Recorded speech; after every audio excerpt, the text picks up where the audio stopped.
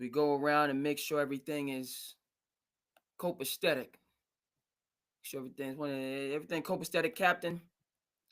Facebook is looking good. Wonderful. Copacetic. Everything copacetic, Captain. It's the IG. Hold on. Looking good. Wonderful.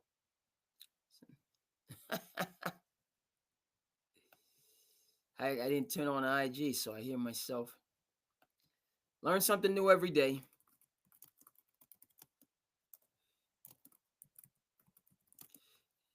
MLB, let's get Facebook. Yes, indeed. We heard from IG. IG is good.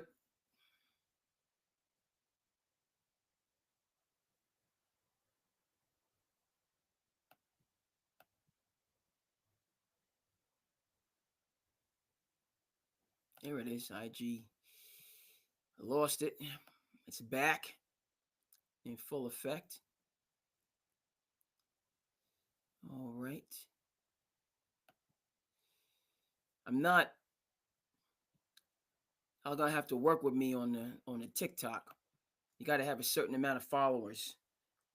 My TikTok game isn't there just yet. To be able to go live on TikTok.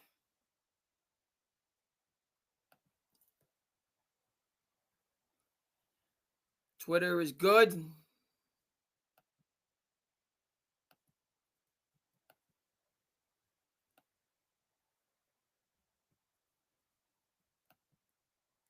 YouTube is good. We're going to get rocking and rolling. We're not going to delay this episode on our intro. Still fuming in terms of what's going on here in Titletown. City form, I don't know. Celtics, all of this spin, all these convenient narratives, I'm buying none of it. None of it. You don't bring a guy in talking about multiple championships and win a championship and give him a second year and then be like, okay, it's time to go. No. That's not up to snuff. See, the chat is good.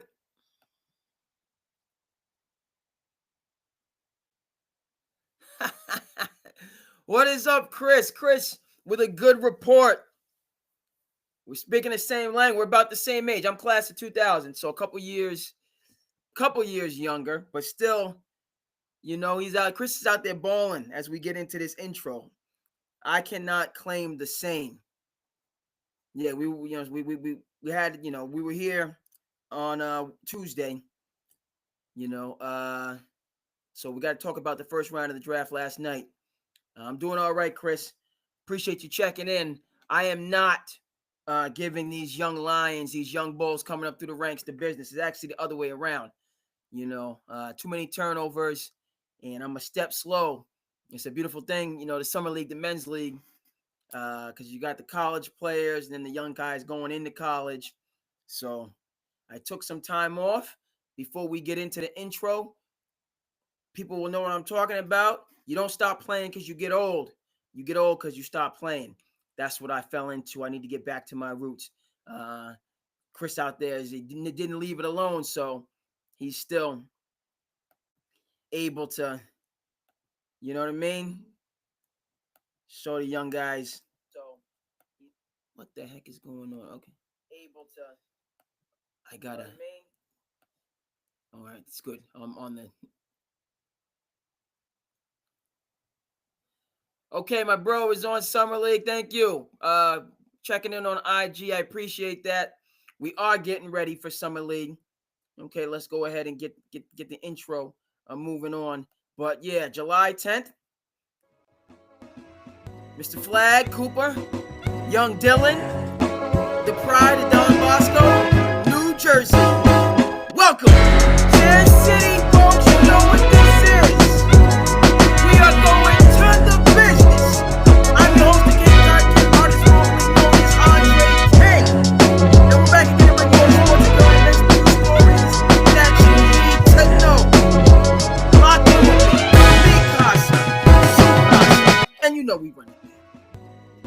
on the intro, we got to get a little bit more. Hey, what? Go. SandCity, NBA draft. We're looking to the future. Free agency. A lot of moves being made. Teams coming up. Teams going back. MLB is going on. And you know the N.F.L is right around. Too much. What? Okay. Welcome. So yes, indeed, my bro. Yes. A lot of men, we're talking summer league, we're talking men's league. And then, folks, particularly, right? It's amazing. What am I trying to say? Don't let the love for the game dissipate. Don't let the love for the game die. What happens, what I see a lot, is the young players coming up. Everybody has the Division I dreams. Okay. And that, frankly, we're going to talk about Ace Bailey. We talked about Ace Bailey. We're going to talk a little bit more about Ace Bailey. But you need guidance. You need structure.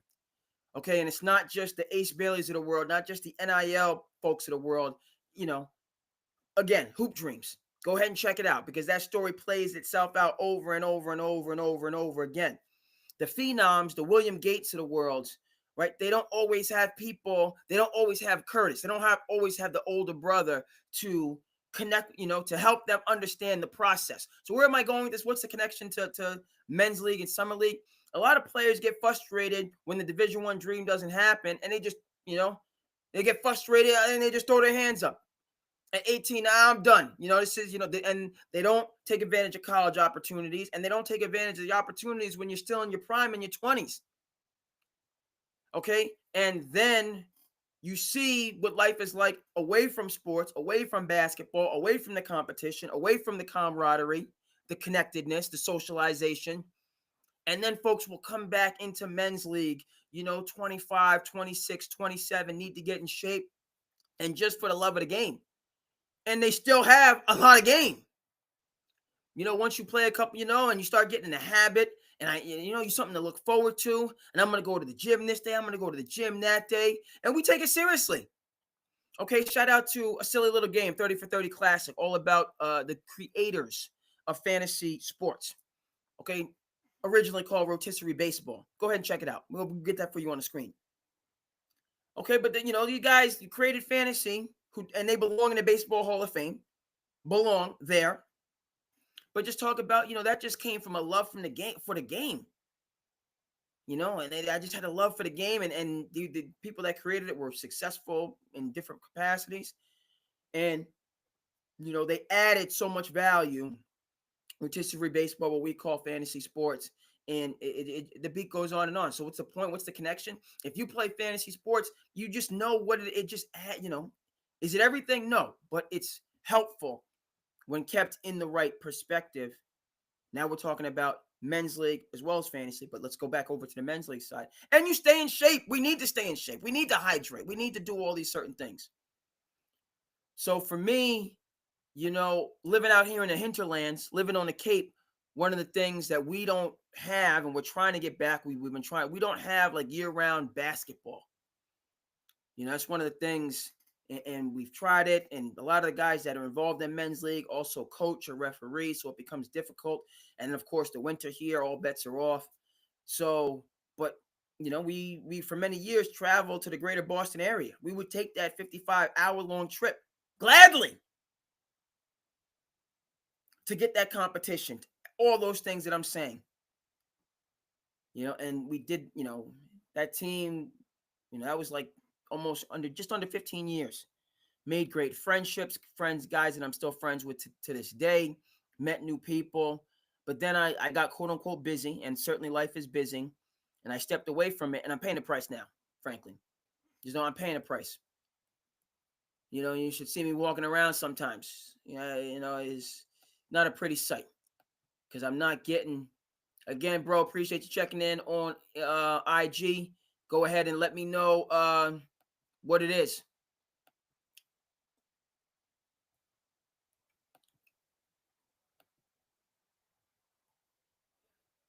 Yes, indeed. Okay, so it was good. I had to refresh the on the IG. You just see the you can't see me. You can just see the SandCity. That's a good, point of fact.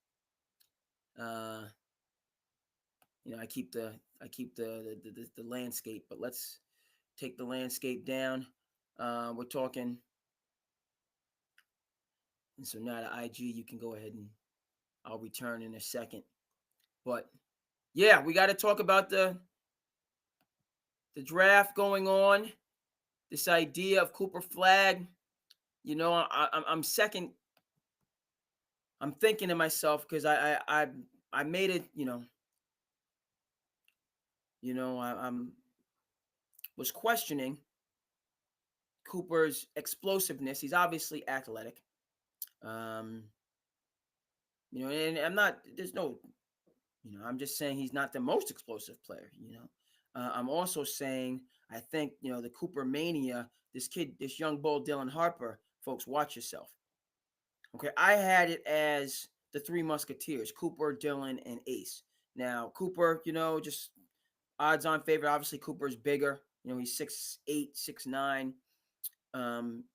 Ace 6'6", 6'7". Cooper and Ace barely are two trains passing in the night in terms of their intangibles. In terms of their maturity. Okay, Ace very much embedded in the AAU NIL.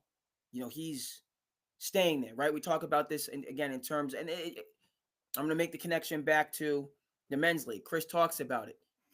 You stay in shape, which, the young lions that are in your prime, your roaring 20s, you don't even really be thinking about it. And even in your early 30s, but you get in your mid 30s and, things change. Your body changes regardless of who you are. Okay, Chris has some good intel. Jay Bellis, whose opinion I really respect. Pump the brakes, Jay. Pump the brakes. See, this is my thing with Cooper. Said he's the best Duke freshman ever. Pump the brakes on that. Okay? Because my comparison, how I'm gauging is Grant Hill. How I'm gauging in terms of understanding who Cooper Flagg will be. And we know, okay, see, and Jay Bill has made the point. We got to get this for you on the screen. Okay, now because we're talking about it. Grant Hill, UNLV, you know what I'm talking about, people. Okay, so let's go ahead and get this for you on the screen. That image is a little bit blurry. Come on, can I get it better? Let me see if I can get it a little bit better. Okay, it's got to be a little bit blurry. I can't get. But I don't think, he's not, to me, no. He did not usurp Grant Hill as, and then, the best Duke freshman ever. And so he didn't for me. Jahlil Okafor, Duke freshman, won a national championship. Obviously, Zion got knocked out by Michigan State, but Zion, RJ Barrett, and that's what we're gonna share the screen, and then we're gonna expand this conversation about Cooper Flagg. An important conversation. Okay, so what are we doing here? Let's run this back. Grant Hill, freshman. Bobby Hurley Jr., co-MVP at the McDonald's All-American game with Shaquille O'Neal, sophomore. What are we doing here? Rebound. Kubeck with a great slough, and he's all right. What are we doing here? Oh, can you believe he got that high? Days that Thompson played on the college level, you could not dunk it. He would go up there and save it. Look at this play. Incredible. Grant Hill. Yeah, run that back. It was against Kansas. I apologize. Not the Final Four. Yeah, that kid's a freshman too. Days that Thompson played on the college level, you could not dunk it. He would go up there and save it. Look at this play. Incredible. Grant Hill.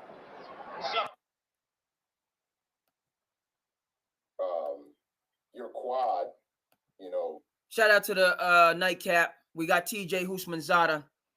TJ does a great job. He had the lemon pepper parlay with Rob Parker, up on game with LeVar Arlington, Plaxico Burst. TJ does a solid job. And then when he talks about his journey, it's just very insightful. So he's filming on a nightcap, a lot of great content, a lot of great content. Oh, thank you, Chris. He went to a loaded Duke. Duke had 3 picks in the top 10. What are we doing now? What are we doing now? This Duke team wasn't the best team in the NCAA tournament. This Duke team blinked down the stretch against Houston. Was a 1-point game. Was a 1-possession game, and not one time did they take it to the basket. Cooper Flagg, as talented as he is, what is he doing shooting fadeaways against a talented Houston team defensively? Why is he shooting a fadeaway when it's a 1-point game? And all you need to do is get to the free throw line. And Duke had some free throws because that was a nickel dimer call on the over the back on the rebound action. That was nonsense to give Houston the lead. That was nonsense. That was a bad call.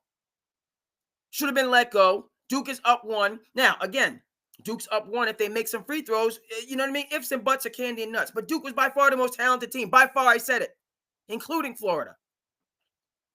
Did Florida have 3 picks in the top 10? No, they didn't. So let's pump the brakes here. This Duke team was filthy. And respect to John Shire, respect to Golden at Florida. I wanted the OGs. I wanted the veterans. I wanted Kelvin Sampson. I wanted Bruce Pearl to get in the winner's circle. You got to go out there and win it. It is what it is. Okay, so to the victor goes the spoils. The young Lions coming up, got the natties, the veterans. Okay, still some ways to go. Mark Few, throw him in there. I want to see these guys get one. They deserve one. But Duke was the better team. Okay, and so this, no, with Cooper Flagg. And the other thing for me, that's what I'm talking about, what you just saw there with Grant Hill. Is Cooper Flagg dunking from the top of the box? He is a good athlete. He is athletic. I have not seen explosiveness. And this revisionism, look, Zion William that first year at Duke, when they woulda, coulda, shoulda, if they could have made some free throws and beat Chris Houston. That was I picked Houston. Did well because I had Houston, because I Kelvin Sampson, he deserves it. And Houston was right there. Had a lead, and then down the stretch they just collapsed, and it was ugly. Talk about, the best laid plans of mice and men. Houston just made mistakes, and guys weren't ready. And that last play, they didn't have it. I thought they should have had the point guard, should have had it in his hand. He gave it to the shooter, who was a spot-up shooter, who just wasn't ready. Okay, now again, this is right. Kelvin Sampson was in the arena. John Shire is clearly in the arena. I'm just a guy watching, thousands of miles away. But we know that down the stretch, even though I'm furious with Brad Stevens right now as an executive, we know that down the stretch, Brad Stevens on his out-of-bounds plays and on his scripted plays was just money in the bank. Okay? So that is a part of coaching and culture. That in those high leverage plays, you got to scheme stuff up to get guys high percentage shots. It certainly didn't happen with Houston, and it just didn't. It was disastrously bad. Okay, just embarrassingly bad with Houston, because they didn't even end up getting a shot. Never mind a high percentage shot to give them a chance. But you saw that Jay Wright. Okay, again, speaking of coaching and culture, which my New York Knicks threw out the door. I keep saying but it's just outlandish what's going on in New York. Frankly, what you need to do in New York is apologize and bring Tom Thibodeau back. I said what I said. You need to mend some fences. Okay? Josh McDaniels left New England. He came back. Kenny Atkinson left Golden State. He came back. Knicks, I'm saying it. I'll say it again. I'll say it again. Eat crow, because you're doggone wrong and everybody knows you're wrong, and bring Tom Thibodeau back. Because you just put your foot in your mouth and you embarrass yourself, and egos got in the way and everything else. If they could have got Jason Kidd, only Jason Kidd, Jay Wright a second, but I wouldn't have been. Jay Wright, you don't know if he's ready for the NBA. Does he want to do the NBA? Jason Wright had a problem with NIL, like a lot of these college coaches, which bothers me, frankly, because they're all multimillionaires. They all dominate on the campuses. They walk around. You're a college coach. Villanova basketball school, Nick Saban, Alabama football school. It might as well be coming to America. Let's get that for people on the screen. Let's get that. And we're going to get back.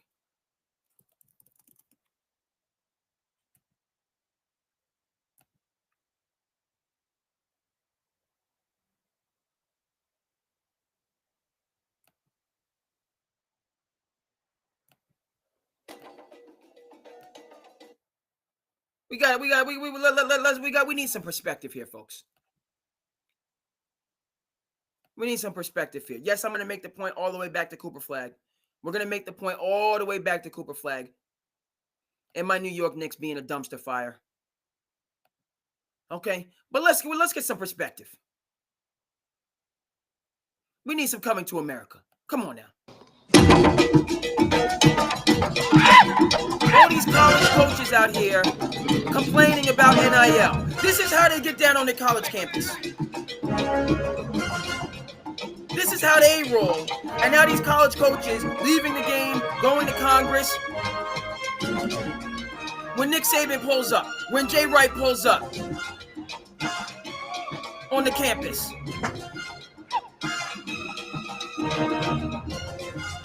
Classic film. That's right. We're not ready yet. Chris, I can't. And by the way, Eddie Murphy, wrote this. Talk about the genius, the brilliance. He didn't wait for somebody to. He made his own.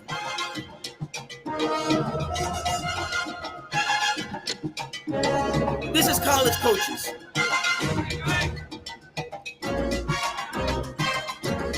And this is the king. All right. The late great.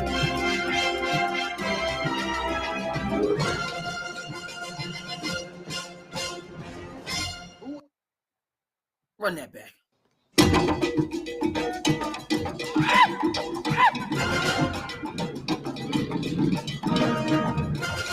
So all the way back to my Knicks and Jay Wright.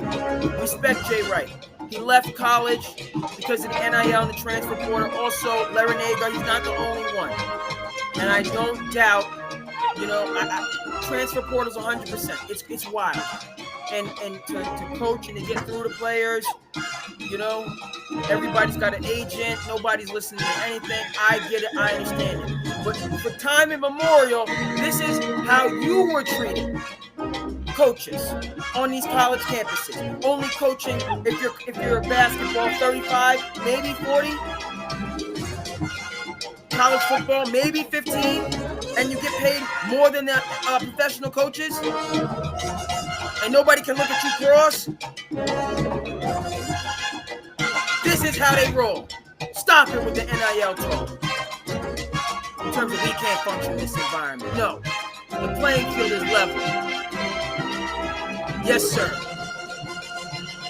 Hey, the late great.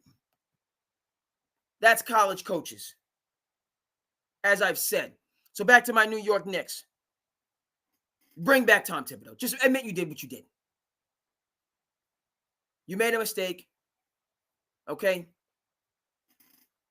You have championship team that's rudderless.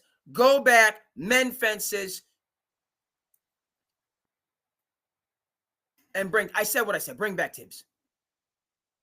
All these guys that you're talking about, they would be good assistant coaches for Tibbs, which you could have done instead of everybody getting in their egos, everybody getting in their feelings, and just, this wasn't a rage quit. It was a rage firing because he didn't do what? He didn't kiss the ring, Leon Rose.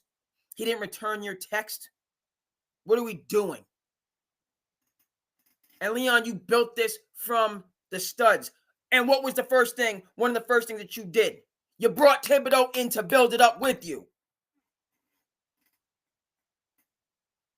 And then you guys get right there. There's a conversation, analytics versus this and that. And there was confusion. There was dysentery in the ranks, which, by the way, had Tibbs stuck to his guns and shortened the rotation. They could have won Game 6. I've been on that. I'm staying on it. It was only a 4-point lead going into the second half. In an elimination game, everybody was ready to go through the wall. to get it back to New York, to do whatever it took. You could have played Brunson all 24 minutes. You could have played everybody 24 minutes. 22, 20, just get them a quick, because they're playing for their basketball lives. They would have went through that wall to get back to New York. We didn't need to see all this subbing, Precious Achua and Landry Shamet. It threw the whole rotation off. Tibbs should have stuck to his guns. Play 8, trust 7, dress 8, trust 7, play 6. He should have stuck to his Pat Riley roots. I said what I said.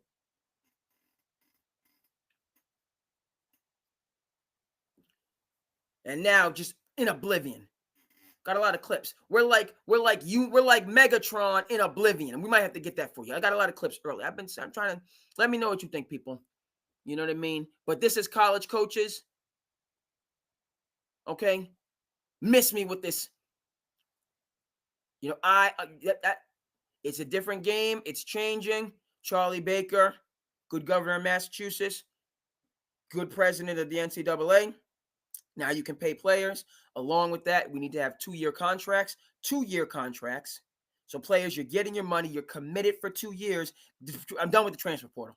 Get rid of the transfer portal. Gone. Gone. You get all your money. You transfer, you sit. So we can get back on track. That's the issue. They get all their money, but you're going to have to pay a price. You can't just, they're playing hopscotch. Okay? You go to every school on Tobacco Road to get a degree. Start at Duke, go to North Carolina, check out Wake Forest, graduate from NC State. It's crazy. Stop. But get your money. Save your money. Okay? Give an 18-year-old, 19-year-old $500,000 on a college campus. Talk about guidance. You talk about guidance. Okay? Talk about right for reporting. That's oil. Then what are we talking about? Throwing gasoline on a fire. So that we need to investigate here. All the way back to Cooper Flagg. Was his year at Duke as dominating as Zion Williamson at Duke? Do we need to pull up? Do we need to show what Zion was doing? Never mind exploding through his shoe. Yeah, Cooper was nice. The team was just loaded. Proctor was a holdover. He was a junior from the last team, from Coach K's. Was that Coach K's year? Where they lost to North Carolina? I think Proctor was there, or he might have been just a year after that. James was a transfer portal guy, the bodyguard, the point forward. Then they had talent coming off the bench. They had EYBL, 4-5-star guys coming off the bench, because we know that Duke is going to spend. The team, Duke, they have a general manager. All these college teams, Duke was the first team that I saw, but we have a general manager to go and organize and structure all this stuff. They're on the cutting edge. Shire, 21st century coach. He's adapting, doing very well in this landscape, so on and forth. But Cooper Flagg is not the best Duke freshman ever, to me. That's still Grant Hill. And I push back on him having a better freshman year than the Zion Williamsons, than the R.J. Barretts of the world. I don't know if this Duke team would have beat that Duke team. That got, Zion, R.J., I think Tyus, not Tyus, one of, Trey Jones was the point guard. And that, they would just come. That team was just knocking people out. Remember, they played against Kentucky in the early opening season tournament at Madison Square Garden, and they just rolled Kentucky. You might have had like the Jamal Murrays or the Tyler Heroes or, whoever, because even though Coach K came into the one and done and started stealing all of the top picks, right? Calipari was no longer going to get the Anthony Davises of the world. He was no longer going to get, because Coach K wouldn't recruit one and dones, and Cal was obviously more than happy to. And then, Coach K saw where college sports was going and said, I have to change with the times. And then so he started recruiting one and dones and really stole that advantage from Calipari at Kentucky. But nonetheless, Calipari, in the scope of time, has still produced better pros. There's no two ways about it. Okay, Tyler Hero has been an all-star before. Hold on, Zion. I think Zion has been but RJ's not yet to be an all-star. Jamal Murray's done won championships before, right? And these guys were right. We know now Shai Gilgeous-Alexander, his journey. He was not top 3, top 5, right? We got a championship. Okay, Tyrese Maxey, same thing. Good but not max player. So Cal's ability to produce pros is undoubtedly supreme. But he stopped after, and to this day, like, he doesn't get the Cooper Flaggs of the world anymore. Now that Duke specifically, and then with NIL, it was good to see in the draft.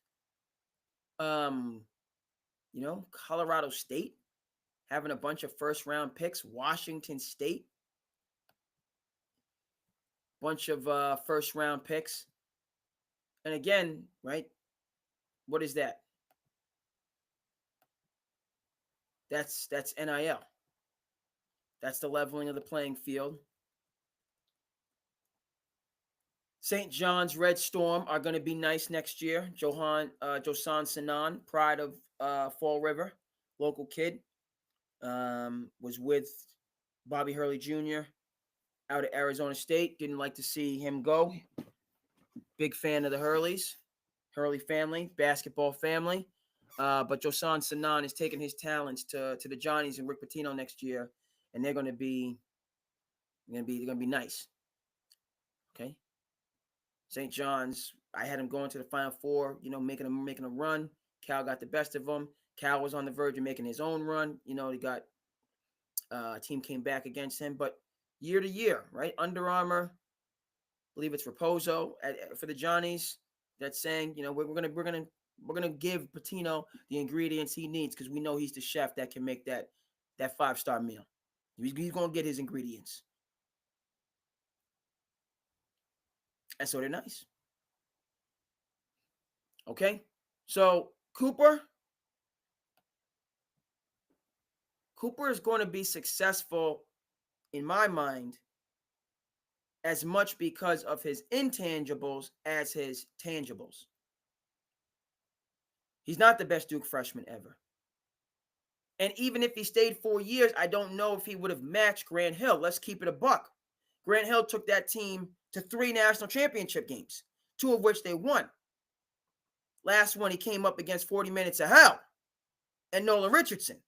But that game was close. And he didn't have his man Bobby Hurley with him that year. But he still got him there.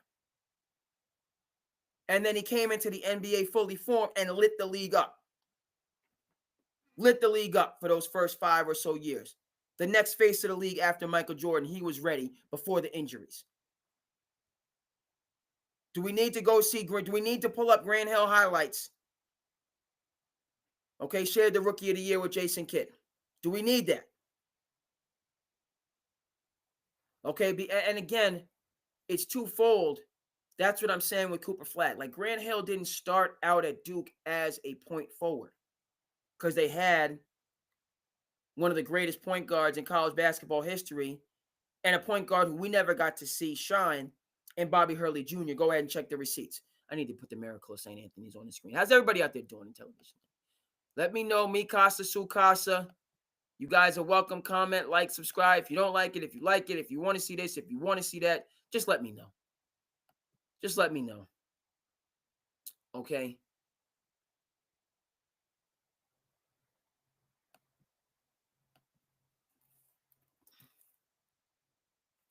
I mean, but we got to get the Miracle on.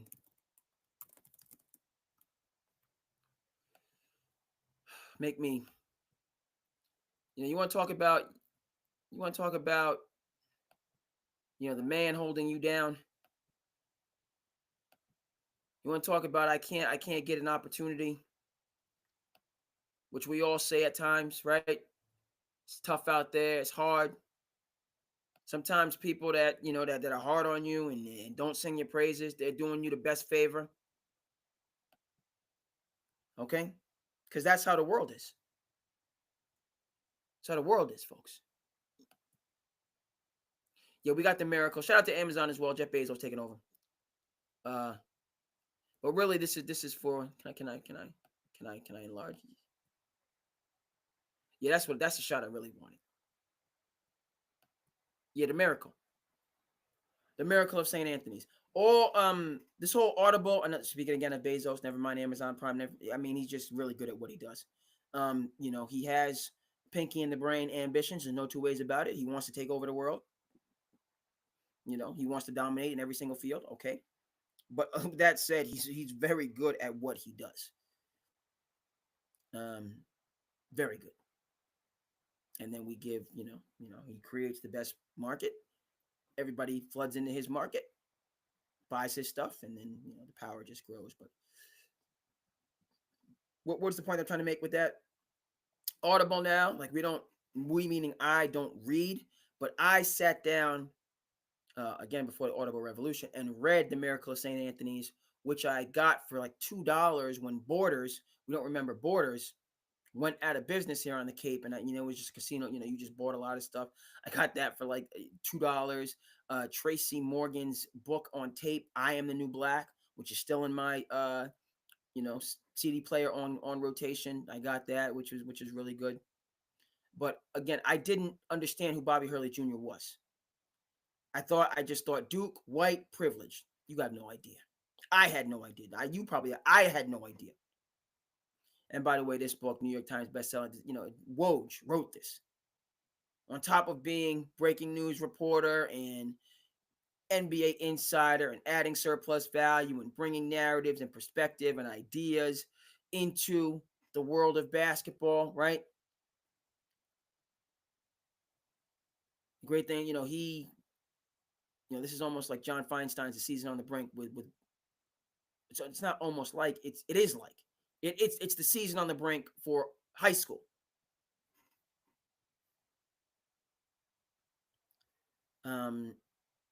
Also a PBS documentary, The Street Stops Here, is really good. I have it on DVD, old school, but if you can find that, you won't be disappointed. But what is this? Back to Cooper Flagg. We're making a connection back to Cooper Flagg in the original point. Folks, Bobby Hurley Jr. was the co-MVP of the McDonald's All-American game. Okay, with Shaquille O'Neal. The co-MVP. He's not a big dude. You see him, you see him now, like he's not physically imposing. He's not particularly tall. NCAA all-time leader in assists when he left Duke. And the point that I'm getting at in terms of us not getting a chance to see when the Dream Team lost, the one game that they did lose to the college kids before the next day obliterating them, all reports is that nobody had Stockton, Magic, Bobby Hurley ran roughshod. They have nothing for this kid. He was out there just doing what he does. Nice. Number 7 overall pick. Hit by a, drunk driver or, intoxicated, reckless driver. 10 years into his NBA career, and then was just never able to get back.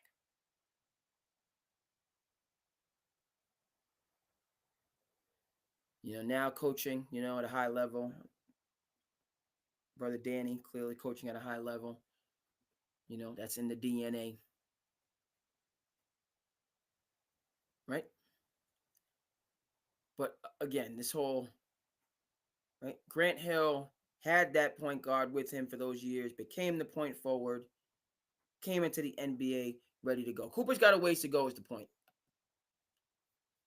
He's got a ways to go, A, and he also has some competition, B, as far as the draft is concerned. Because Dylan Harper is no slouch.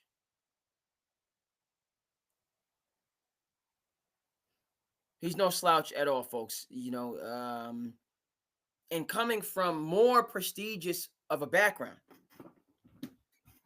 Right? Ron Harper.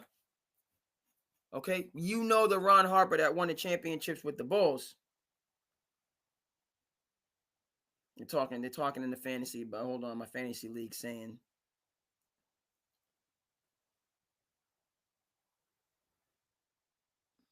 Gotta let them know. Stop that.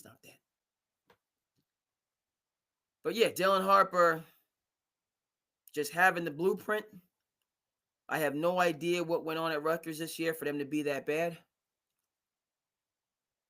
Okay, I don't like that, not one bit. But specific to him, going to an organization like the Spurs, noted on last night's episode, the Spurs, and again, it helps like these, they already got Wemby. They had the rookie of the year Castle. They were a pretty good team this year. Now, all of a sudden, they get the number 2 pick. I don't mind it because they're a first-rate organization, and they competed. And, these organizations that are out there tanking, you don't deserve, if you don't end up getting top picks, you don't deserve top picks as far as I'm concerned. It can stay the way that it is. Yeah, brothers in the NBA, Ron Harper Jr., he'll stay around. I think having it, he's got time. Hang in there. Same. You look at Steph Curry and then Seth Curry. Now, am I saying Dylan Harper's going to be Steph Curry? It's not what I'm saying. But what I'm saying is, okay, so you don't take off in the NBA, but you know what it is to be a pro in terms of Ron Harper Jr. or Scottie Pippen Jr., okay? You know what it is to be a good teammate. You know what it is to contribute to winning. Okay, to have a role and to master that role. Right? So the Seth Currys of the NBA and the Ron Hart, those they're going to be there. They're going to have 10-year careers. And this is what, for whatever reason, Ace Bailey, no sense of this. He has no sense of this, which is why, for me, this NBA, get good, yeah, exactly. Gary Payton Jr., just a winner. A flat-out winner. Al Horford is on the rich side of this. Al Horford, was a top pick, a champion, and now he has an all-star when he was with Atlanta. And now he has just become that locker room character. But Al Horford, his pedigree is a little bit different. Harper Jr., Gary Payton, these guys, are journeymen. But Gary Payton Jr., Gary Trent Jr., I'd like to see a little bit more. I'd like to see him get onto Gary Trent Jr. out of Duke. Matured a lot, who could certainly score, but was never going to be that lead guard scorer. So became that fill it up man off the bench. Can certainly help a team. I have no idea what's going on. And maybe, Chris, you're going to have some insights into this. The Raptors are just, they won the championship. Masai Ujiri knows his business. I just have no idea what they're doing. None. I didn't realize, I'm not sure why they were so bad this year. Okay, we'll give them like an off year. But,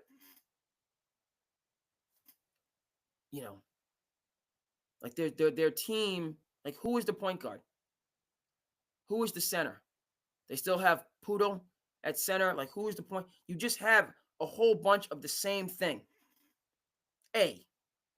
Whole bunch of like 6'8". They got a whole bunch of Cooper Flaggs is what they have. Butcher, Barnes, Ingram, Barrett. And like a bunch of comps of those guys off the bench. A bunch of Swiss Army knives for the Raptors. Okay. But how are you going to beat teams? Like with the Raptors roster, all of these guys, like I would say, like, just try to, what am I trying to say? I'm stuttering. You need to be like a defensive, like lock teams down, just the waves and waves and waves of long defense, like shut teams down versus like I see them play against the Celtics, and when the Celtics like shoot them out of the gym. So the Raptors, hopefully you make a move. It just doesn't. Yeah, Scotty Barnes. We're talking about, Scotty Barnes could be in the conversation, first team all, like he is, a perennial all-star. Scotty Barnes should be where his Montvert teammate Cade Cunningham is, folks. That's where he should be. And Cade Cunningham is where he is because he finally received some structure and some leadership with JB Bickerstaff. Okay? And I'm saying, and I continue to say, Devin Booker. So that's where Scotty Barnes should be. But, there's not a structure around him. You throw in Emmanuel Quickly is over there. Like, they're talented. So why the heck are they awful? Right? You look at a team like Orlando, who's on the come up this year in the Eastern Conference, super talented, but super together. That's Jamal Mosley. That's getting your head coaching pick right. Those guys all accept their roles. And they go, people talk about Indiana going 10 deep or 8, 9 deep. That's what Orlando does. And like Cole Anthony's not, complaining because he's not starting. Or Jalen Suggs is not complaining because they're not starting. Both of these could be lead guards playing 35 plus minutes a game. They're both lottery, Jalen Suggs top 5 picks. Now Cole Anthony goes, so maybe like we should see Suggs playing 35 plus minutes. He can do that. But Orlando has all these young Lions that are coached and they're deployed effectively to win games. And guys buy in, and which is harder to do with younger players because you got the nitroglycerin in your 20s. We're talking about practice, man. Not a game. We're talking about practice, right? Allen Iverson averaged, again, for you load management stands, averaged 41 minutes a game throughout the majority of his career. Coming out of Newport News in Virginia, state football champion, state basketball champion. I hoop. That's what I do. Once you get into the game, I'm out here. I'm hooping. Okay? No issues with his durability. Tough as nails. So when you're young, that's what you would prefer. I prefer to go out there and let me cook. Talk about Agent Zero, Gilbert Arenas, who does a great job. Shout out to Gil's Arena, the podcast. Gil's, and all the other stuff he does, great perspective. He obviously had his ups and his downs, but, you see a whole different side of him now to the pod that we didn't always see when he was a player. His son is coming up through the ranks, going to be a very good player. How he's, guiding his son appropriately, in my view. No, you're going to go to the public high school. You're going to learn all these different things. I'm not putting you on a glorified dream team. You're going to continue to do the things. We're not skipping steps. Another parent that does that, we'll have a lot of respect for, and you're going to be hearing a lot about this young man, is Carlos Boozer and his twins that are going to be at Duke as they compete for a national championship next year. Let's get the Boozer brothers on the screen. Try to remember my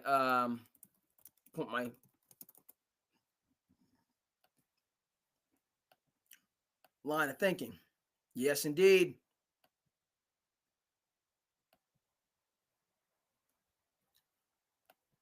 Let's get these guys up there as we continue this point. We're going to talk about Brooklyn. Brooklyn, Chris, I feel like they are the Clippers of the East. Joe Tsai is a good owner, committed owner. And they're just building it up. Cam Johnson's there. They got a couple other, they're building themselves up to be just a gritty, hardworking, get in the play-in tournament, try to break through and get into the playoffs. You're not going to go past the first round most likely, but you're going to do it the right way. Joe Tsai learned a lot, and I appreciate his response to the foolishness that took place when they had the big three. And they went for it. He spent the money. They had everything in place. And then Kyrie Irving went right off the reservation. I got a little bit of a delay, so let me just let me X out some of these. A couple too many open as I finish this point. Close that. You can go. Yes. So with Brooklyn having this, the stability, and we want the right guys in the building, not the 5-star, superstars with zero or negative intangibles, sportsmanship, right? Josiah said after that debacle, I would rather lose than have this team, and he's built them since then in that fashion.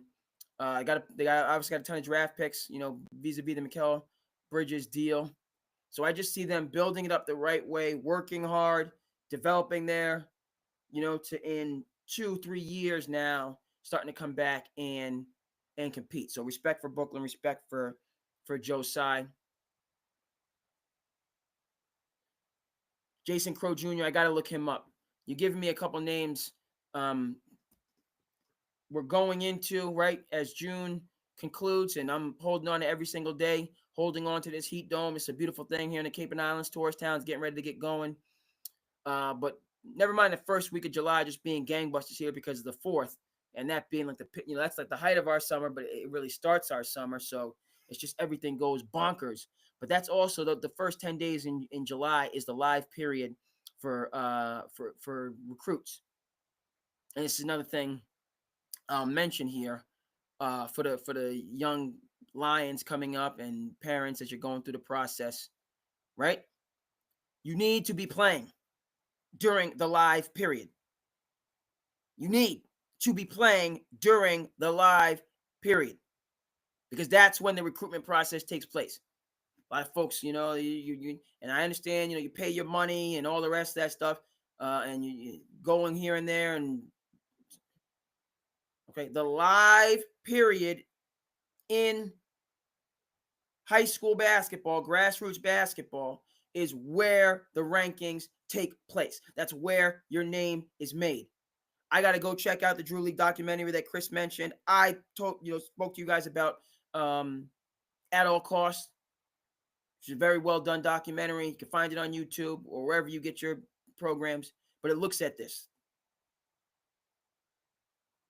And as a referee and as a basketball fan, I see young players coming up through the ranks and the hope and the joy.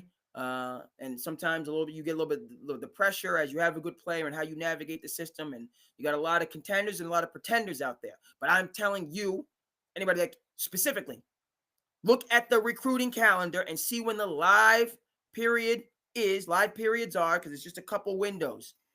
Like late May is one window, like one in June, but the first week, 2 weeks in July is the pinnacle. Nike, EYBL, Peach Jam, which is partnered with, it just makes sense. Because years, when Bronny was coming up through the ranks, it was kind of more indie. Then the NBA just looked at this and said, why not get involved? So now, those games are on NBA TV, NBA.com. It's just a through line. Because Nike being Nike, the Nike circuit is the most competitive. It's not the only place. Anthony Edwards is on the Under Armour circuit. It's not, but pound for pound, the Nike circuit is the most competitive. There's no two ways about it. Adidas is next. Under Armour is next. Just in terms of the total amount of top 100 guys. Okay? So it doesn't, but, right? All the circuits have plenty of D1. The coaches are at all 3 circuits. You can only be at one place at one time. But of the 3, Nike has the preponderance. There's just no denying it. So now, right, you'll see those games on NBA.com, and I'm repeating myself.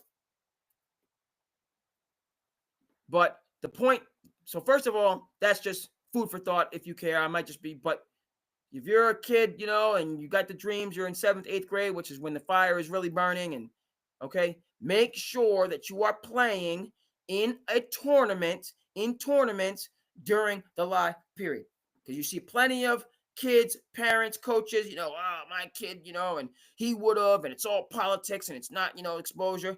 I told you, check out At All Costs, A, and B, you're working harder, you're not working smarter. And I get it, you get frustrated, but that's what's happening. Somebody sold you a bill of goods, you paid a ton of money because this guy did whatever, and you're playing all these tournaments all over creation, and then you don't end up playing when the coaches can actually be there. You're not going to move up the ranks because they don't know who the heck you are.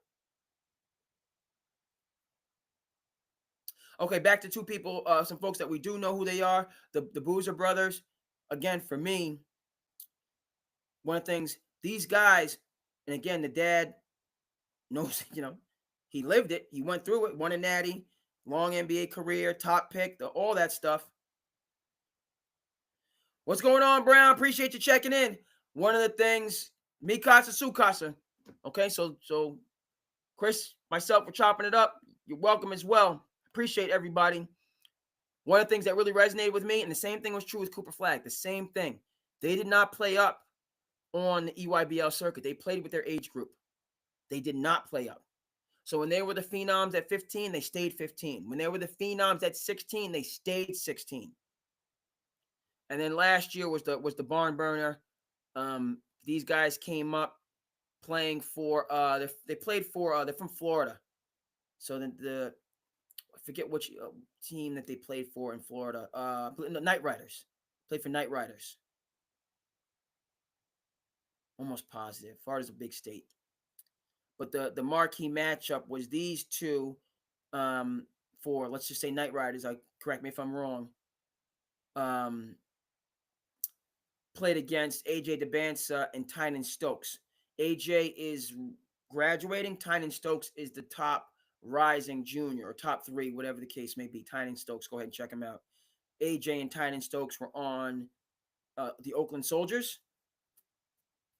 And these guys got the best of them in the EYBL championship. Okay. But they stayed with their age group. Again, same thing with Cooper and his brother Ace. Cooper reclassified. Okay, these guys did not reclassify. Right? So you're supremely talented. You're the guy, you know what I mean? Let's take a look at what those that know, okay, the journey. Their dad, Carlos Boozer. Let's take a look at Dylan Harper's dad, Ron Harper. Let's take a look at Elijah Arenas, his dad, Gilbert. You're not skipping steps. You're not skipping steps. Even you're the phenom. I'm telling you. Because it's going to hurt you on the back end. It's going to hurt you.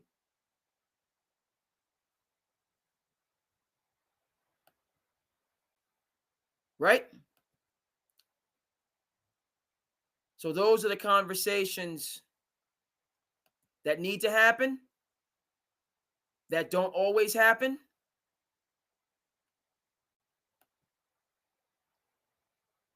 And that's what makes the difference. Ace Bailey, his camp, and whoever advising him or whatever, you know what I mean? He needs to get on his podcast. Listen to Darius Miles talk. Listen to Quentin Richardson talk. Okay, I talked about Lenny Cook. Don't know if he has a podcast. Listen to, and it's tough. It's tough. Okay, I'm gonna date myself here. I keep dating you. And it's funny when I say that, working in education. It's funny when I say that working in education that I'm dating myself, because the young people are like, you're dating yourself? You're in a relationship? They want to go check your social media and say, in a relationship with myself. You said you're dating yourself. What do you? No, I'm not as young as I used to be, is what I mean by that. That's what I mean when I say I'm dating myself. But an indie classic for the people that it's tough because you can't go to Blockbuster anymore. It's a loss for human civilization, not being able to go to Blockbuster. But Gattaca. Gattaca is one of those indie classics. Yes, I put it up there with The Usual Suspects. Okay, and film like Donnie Darko, like these passion, Reservoir Dogs, Quentin Tarantino, like you would know Reservoir Dogs. Okay, that was Quentin Tarantino's magnum opus to kind of launch him, and then next was Pulp Fiction, and then you have Quentin Tarantino.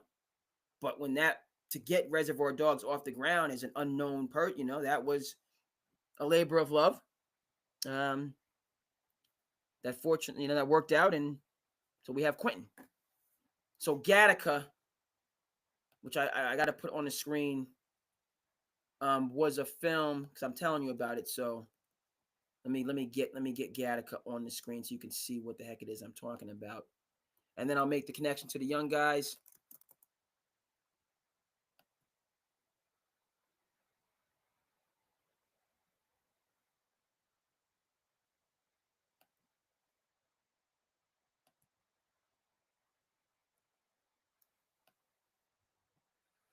It's actually relevant, It's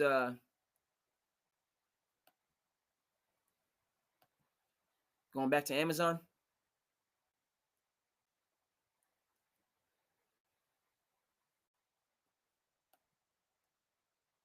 Thank you, Amazon.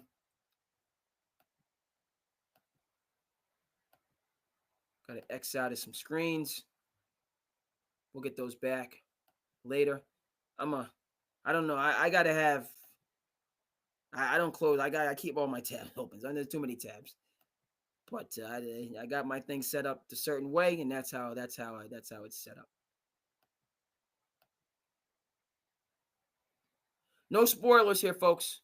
From me, I just a firm recommendation. I got to see the Drew Lee documentary. It's on the list. Right now we in that feasting mode right now, but it's a beautiful thing. Our weather's finally turned around here on the Cape and in the Northeast. Give me the heat dome. It's serious, but the AC is on. Today was a little bit cooler, but there's just so much great stuff going on day to day. So you go from the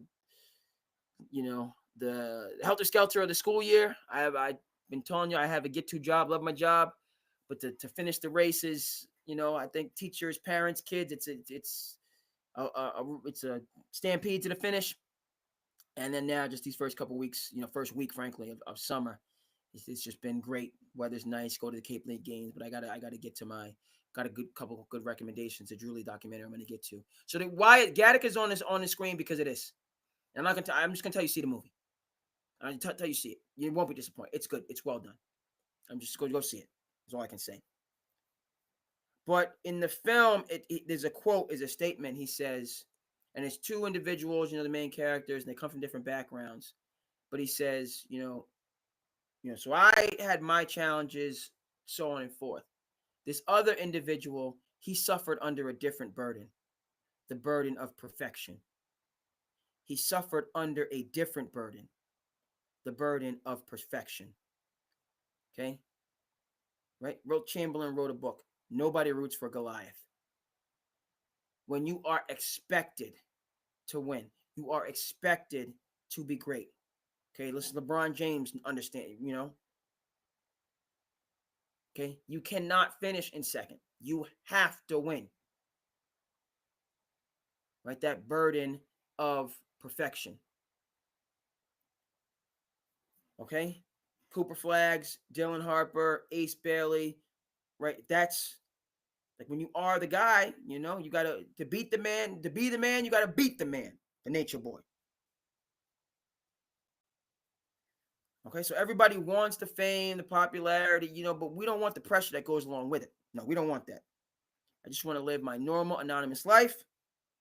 I want to go to Trader Joe's and get all my, healthy, organic, reasonably priced, meals and treats and snacks and everything like that. Nobody bothers me. Okay, but what did Michael Jordan say?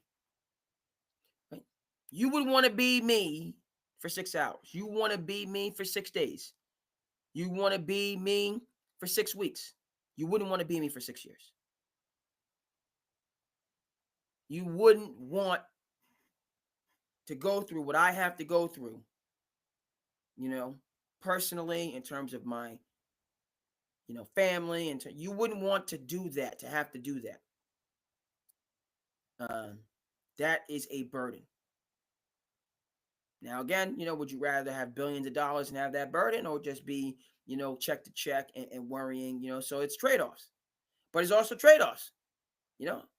I want to go around the corner to the corner store. If I want to go to the bodega, to get me that my vitamin water and a snack of Rudy, I just go to the bodega and head back. No, okay, but those people can't do that. All right, so Cooper and Ace, VJ Edgecombe, I'm seeing them handling that. I'm seeing maturity. Cameron Boozer heading to Duke next year with that strong support system, a support system that is actually a support system, meaning you're 17, 18. I know especially when it's from your family, and again, it's it's one generation to the next. That's a beautiful thing. When it's father to a son, that's a whole different dynamic and connection. Check out the Marinovich Project, 30 for 30 Gold, the Marinovich Project. Right? So Carlos to his boys, Ron to his boys, that's just a different, but they have Gilbert to his son, Elijah. And you look at that person and you just, this is somebody that's been where I'm trying to get. So I'm going to hear them, which is what you need as you're coming up through the ranks. Right? Michael Jordan didn't just blast off into the NBA. He had 3 years with Coach Smith. Those formative years. Talk about that a little bit in Slice of Life. There's a good clip about education and, is a college degree worth it? And, it's kind of cost of college, some really good data on that. You used to be able to pay for college with your summer job. You should be able to go to college, work a job, work a summer job, and graduate and be able to pay your college off. We know that's in the distant, if that part-time job was an executive for Apple, then maybe, but so we'll get into that with the Slice of Life. But yeah, and I'm gonna get off of Ace. We've been talking Ace because he's the most notable and the most high profile. But let's shift the conversation. Check out Gattaca, folks. I'm open to your recommendations. I stand 10 toes down on Gattaca. I stand 10 toes down. Didn't know. Forget who the director. This is not a David Fincher. David Fincher, obviously, Social Network, Seven, Fight Club. The list goes on and on with David Fincher. House of Cards. David Fincher also came in as a director on a really good series called Boss, which Kelsey Grammer did on Stars. Only lasted 2 seasons that were out of this world. So David Fincher, Midas touch. He touches it. I got to see it. Okay. So I'm not sure. I don't believe this is a Fincher project, but it's extremely strong. Check it out. Okay. Staying with the NBA draft. First, I want to talk. This game is global right now, folks. It's a global game. It's a beautiful thing. The international players, how they're coming over. First of all, how they're trained. It seemed like if you did the French system, they got the blueprint. The blueprint used to be, what was it? Rucker Park? Was it the Chicago Public League? Like where now the blueprint, these the international models are all the rage today. Okay, it used to be and I'm, a quarter century ago in 2001 draft. Okay, it used to be the explosive high school phenom, the Kwame Brown, the Tyson Chandler, the Eddie Curry, the Sean Livingston, the Dwight Howard, the LeBron James, and that, and got some Hall of Famers in there amongst that conversation. Kobe Bryant to Kevin Garnett. But just the amount of and you go ahead and take a look. It seemed like there was more international players drafted than American-born players, which again I have no problem with.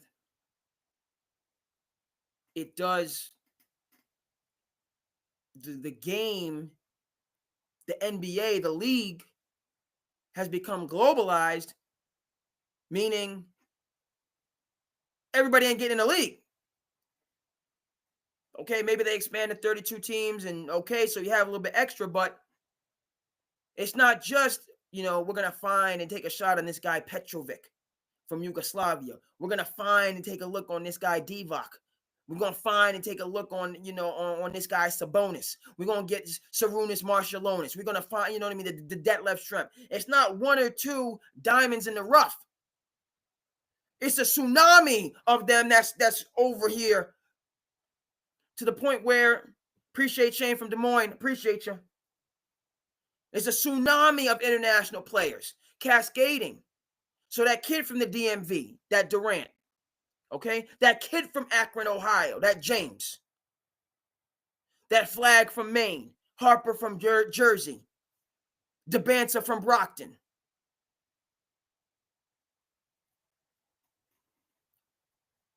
They are toe-to-toe with the world. Europe, China, Africa, Latin America.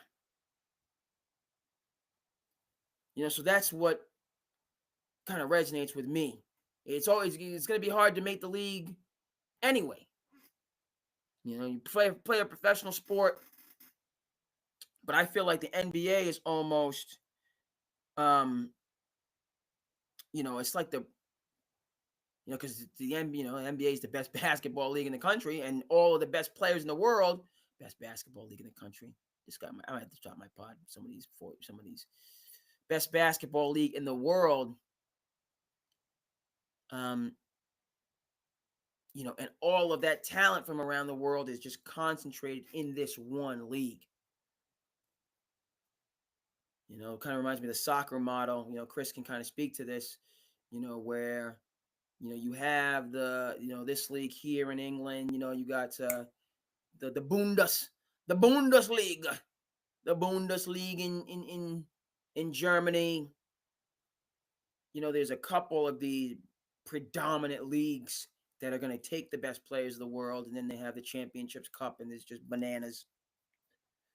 But I'm feeling like the NBA is just that. It's just the NBA, where you're competing for those spots. So the level has gone up. You go all the way back. No, but this was the vision of the late great David Stern with the Dream Team. Let's get David Stern on the screen. Go around. Hope everybody out there is doing well. Very well in the Thursday edition. Heck is going on? My live is live. We live, man. Come on, we live. Thank you. Sometimes the IG live, it messes, but it was good. It was good. The connection is still good. Appreciate folks that's joined. Jump in the comments. Good, bad, indifferent. Keep it respectful, but mi casa, su casa. As far as I'm concerned, you got takes. You want to steer the conversation. You don't like this. You don't like that. Holla at your boy. That's how we do. This by and for around here. But it's a beautiful thing. We're going to get the late, great David Stern on the screen, because this was his vision with the Olympics. I have to say, go ahead and check out Scribe.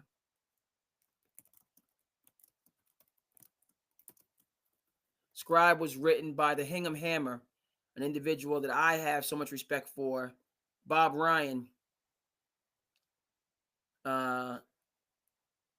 Boston Globe writer, so many years on Around the Horn. That show should still be on the air. It's ridiculous that it's not on the air. It's ridiculous that it's not on the air. But this is how I came to be familiar with this story of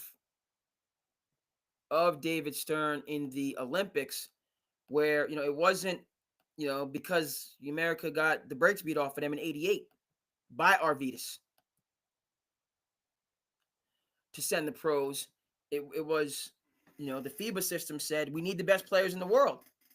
The Olympics should be the best players, but we have all the best players in the world except the top 12. So what are we doing? So they reached out to Stern. Stern said, something, you're right. If the global game is going to improve, then the best need to be out there playing on the global stage. But one thing that David Stern said and was, brushed off at the time, but, what are we talking, 30 years now? It's been 30 some odd years. But he said the world would catch up, and they have. Okay. At the time of the Dream Team, I remember this. I remember the song. It was just you're a kid. Sometimes I dream that he is me. You got to see that's how I dream to be. Boom, boom, boom, boom. The dream I move. The dream I groove. Like, if I could be like, oh, see that? This is the era that we was in. That was when the Bulls were playing the Trailblazers. And then you went from that right into the Dream Team. The dream I move. The dream I see. We started talking about men's league. That's the light that still shines bright, which people will know. I can't move, but when that come on, I'm ready to hoop, man. I'm ready. Let's go hoop. Let's hoop, man. And wonderful days, summer camp, just beautiful. That light still shines. In middle age. It's a beautiful thing. Okay. So from this to now, the draft is being dominated by the international players. Dominated is, because Flagg. Okay, but the draft is heavily impacted by international players. And so there's been a rising tide, and it's that much harder, to make it to the league, and it should be that.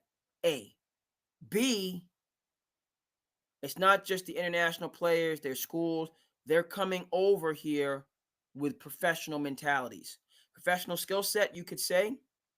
They can pass it, they can shoot it. Talk about the physicality of their game over there. They have a professional, but they're with a professional. They're gonna, ain't gonna be some skipping practices, back talking the coach. Okay, they appreciate crossing the pond to be in the NBA, and they come over here willing to and ready to work. Not talking about which team they'll play for and which team they won't play for. They come over here willing to work. All right, and so the American, you better understand that, or else the NBA is going to be the N.F.L, meaning not for long for you. Okay, that's just the long and the short of it. Okay, it's a short window.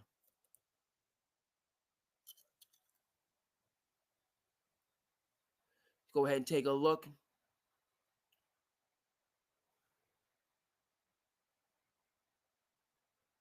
Take me out to the ball game. Yes, we gotta incorporate more and more baseball. Right now, I just see the rich getting richer. We'll take a look at the standings in a second.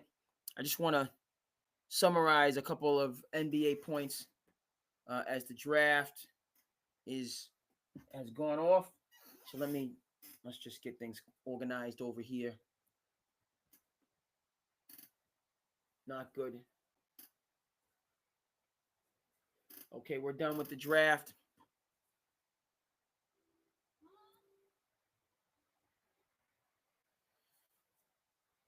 I usually have my man Bob Ross is the go-to.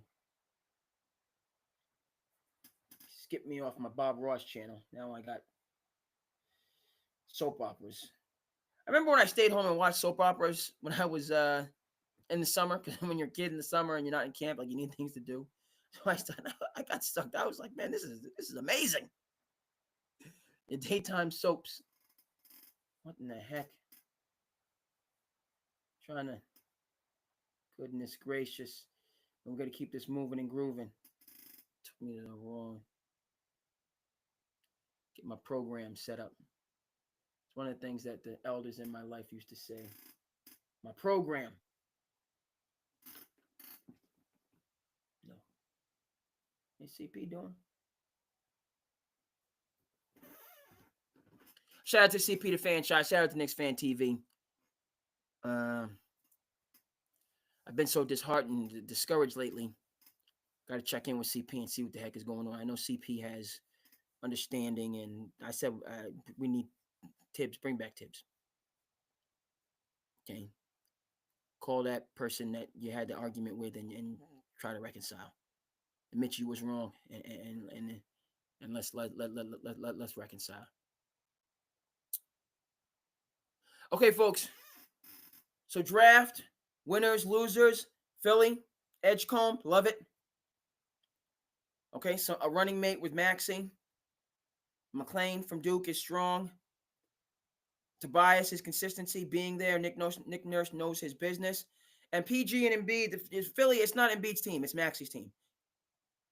It's Maxey's team. Okay, so I'm talking about running it back and, stuff like that. Embiid, you get on board with it being Maxey's team. And you be a team for, Embiid is the engine and the anchor for the Sixers. He's both. And in recently, I just see more anchor than engine. MVP skill set. He can do this. He can do that. He can do the third, so on and forth. I don't need the bad body language. I don't need the subliminals. I need Maxey's positive, good, upbeat, energized approach to lead the way in Philly. Okay, I was of a mind. I said it. The Embiid experiment is just about over. So whatever you can get for him, and obviously you can get a lot, but move him on to his next destination. Get back the abundance of pieces because you're not winning it next year, irregardless. Okay, maybe best of all possible worlds. Embiid is healthy. He buys in. If Embiid is healthy and he buys into the movement, meaning build it around Maxey and play off of Maxey and let Maxey drive and kick it to McLean so he can bomb away and let Maxey dime off and let this young VJ let this young man get confidence, this young bull get confidence, dime it to Tobias Harris, who's consistent and going to be ready, Paul George, right? If you run it through Maxey, Nick Nurse's wide open system and he, analytics and bunch of threes, but attacking the basket, then, you can move back up the ladder in the Eastern Conference, which is a lot. Okay? But if it's this whole waiting on Embiid, dumpster fire. Waste of talent. Saddest thing in life, waste of talent. It's not Embiid's team, it's Maxey's team. I say it, and everything needs to be Embiid, one of my issues and why Boston is the stupid money at the table. Stupid. This ridiculous Drew Holiday's 30s. Drew Holiday has been in the league for another 10 years. 10 decade. Yes. High level. Yes.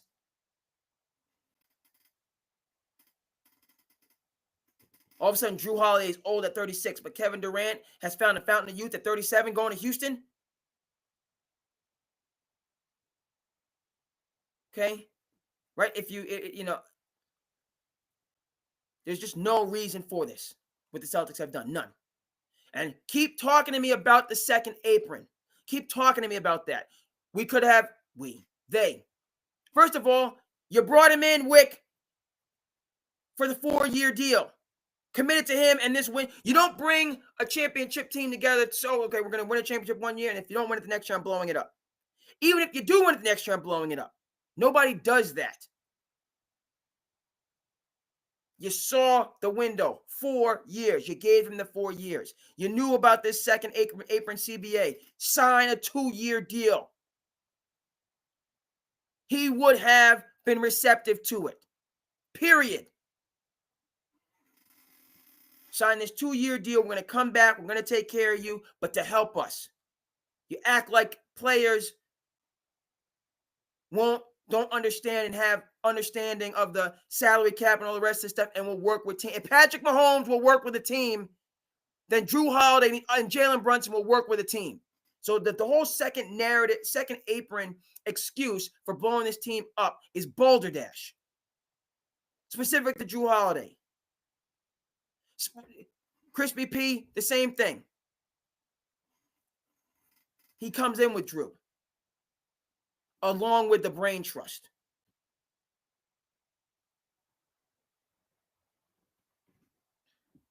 Balderdash.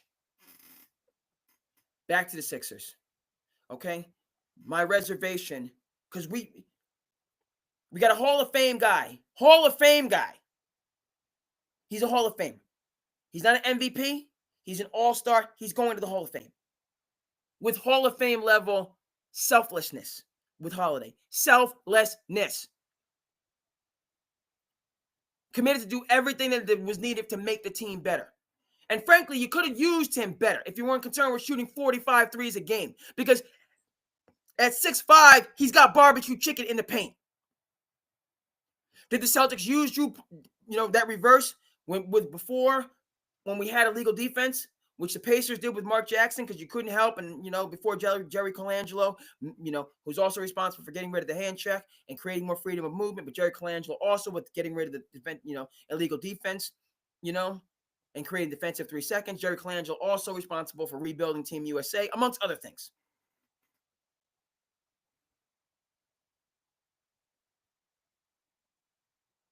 Celtics shooting 83s. Why don't you run a cross matchup and just have Drew post up Brunson or post up one of these little mouses in the house and get to the free throw line and put some actual points on the board?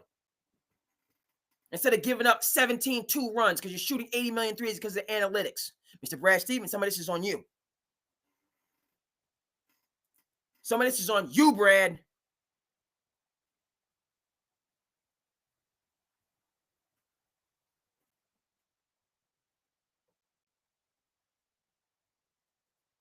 Embiid, we'll see. But I'm of the, you know what I mean? That's going to be either the galvanizing force or the kryptonite. If he's willing to just be a good teammate, if essentially, what am I saying? What am I saying along, a lot of, right? Jason, Kyrie Irving, we're getting the best Kyrie Irving. Because he's under Jason Kidd's wing. He's under Jason Kidd's leadership. You got the best Luka Doncic. Luka, you know what I mean? Torched the Suns. Ended their championship window. Torched Minnesota. Even though Edwards is more explosive. More all-around talent. I said what I said. Luka is more efficient than Anthony Edwards. Edwards is more talented than Luka Doncic. Okay? That's under Jason Kidd. Jason Kidd, right? The Zen Master, Phil Jackson, getting through to Shaq, getting through to Kobe, getting up out of there in 2004, not talking to anybody. Speaking of reconciliation, wrote a book about how he couldn't stand Kobe Bryant. They had a couple years apart. Kobe's like, we need Phil. Words were said, things were mended. We had the silence and the darkness and the retreat. We had the vision quest. Kobe came back. We need Phil. Bring him back. I've grown, and they won 2 more. For people in the Big Apple, go ahead and remember that. Since we're rudderless right now. Okay, so all right. I love Edgecombe. I love this. Sixers. They on paper. Let's get the standings up here. Let's go across. Because now Boston. Who I just don't know. I just don't know. I'm sorry.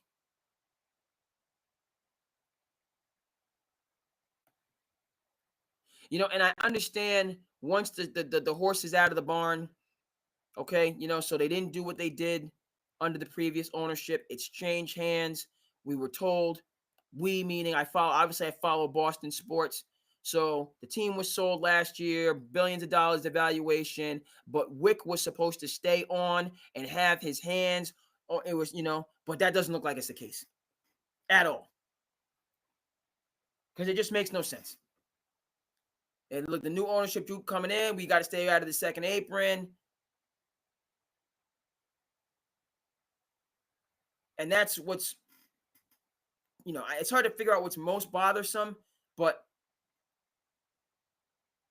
bringing in Drew, the signing, having the window, they win the championship, hurrah. The next thing you know, as Wick sells, gets all his money, hurrah. But he's still going to stay involved and help guide. Okay, so we're going to have some, it's going to be, and then after 1 year, blow it up.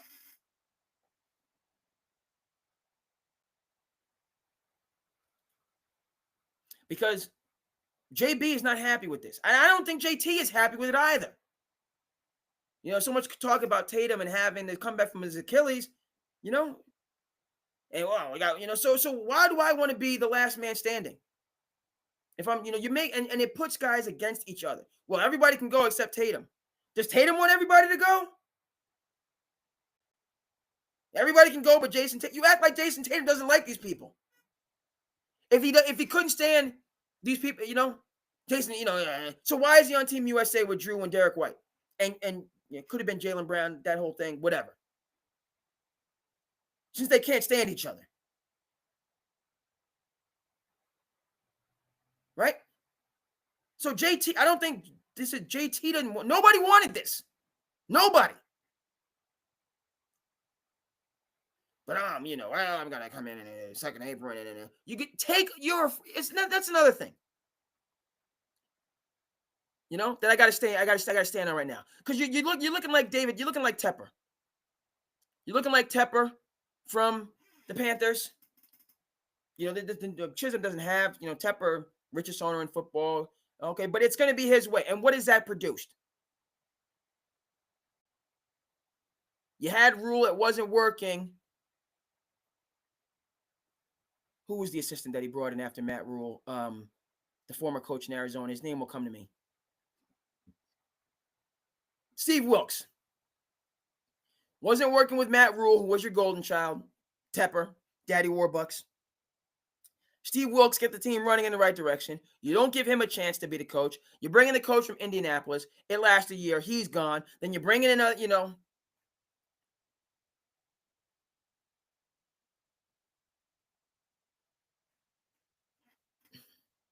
It's wild to me that this type of antics have come to Boston. And I'm really interested to, I will go and people maybe, I'm just, you don't talk, but that's how I'm seeing this. You're tweaking this thing here, you're tweaking this thing there, and you're just expecting it to be seamless. Like, well, it was seamless when Derek White came here. It was seamless when Drew Holiday. So this next iteration is going to be seamless. No, Derek White was coming in to fill a need. Some Ohtani stuff. Real quick, Chris, let me see.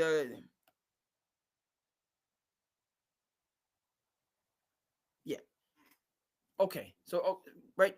But let me just finish, and then some good points about Cornette and George Niang. Or some, that Chris, you bring up some good points there. But Derek White came in to be the point guard that you didn't have. Okay, because Marcus Smart, we all know, was not a point guard. And then Drew Holiday comes in after him. Not only does Drew Holiday comes in like respect. Beyond him just being a better point guard. Derek White's a good point guard. But a pure point guard, but also an NBA champion. So he just enters your locker room like, guys, stand up a little bit straighter, like, yo, we got something. And has the great intangibles to go along with just as a player. You just know we got something. We got a squad.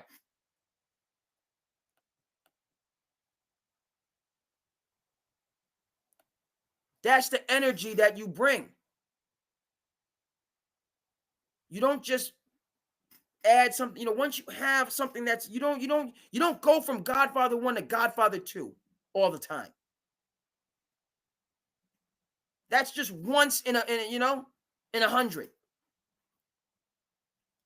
Okay, Cornette and Niang, George Niang, out of played for BABC, legendary program, legendary grassroots program. Went to Lawrence Academy, balled out, and it's just he's an NBA. You look at him and he's not explosive, but he's just an NBA. He's just a professional basketball player, right?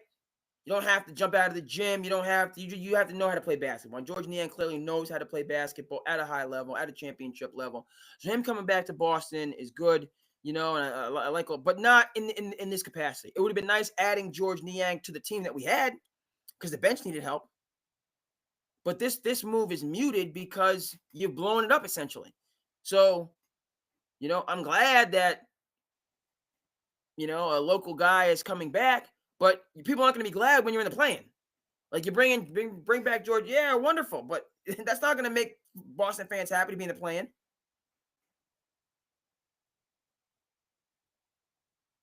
Okay, Cornette, Cornette, good. These are guys that are good system guys. Cornette to me is Jordan Farmar. Okay, that's who he is. Good player on a winning team, but that's not going to establish an identity on his next team. Good. These are,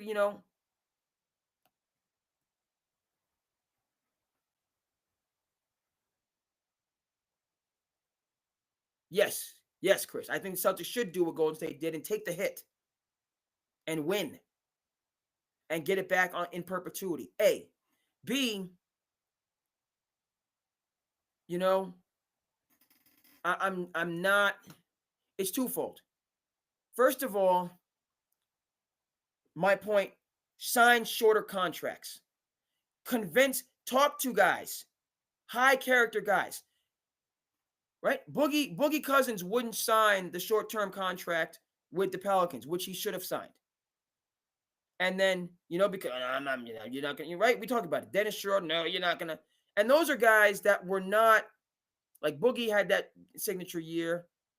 And then unfortunately got injured and never got back to that money. Okay. Did Kirk Cousins not bet on himself year after year after year after year? And has it not worked out for him? Did he not end up getting all of his money?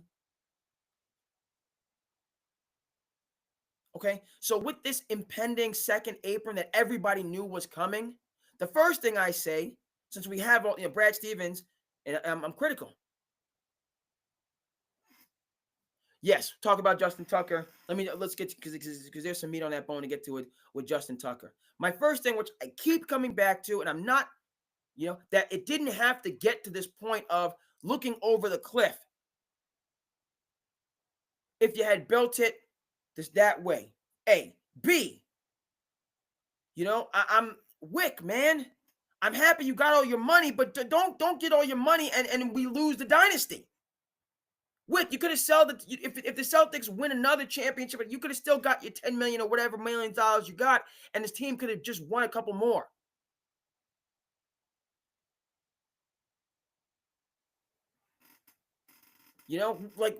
Back to yes, Chris. Do I think they should? Joe Lacob he's taken a couple hits. Now the second apron versus the first apron, it's gonna be, but particularly as a new owner, take a hit.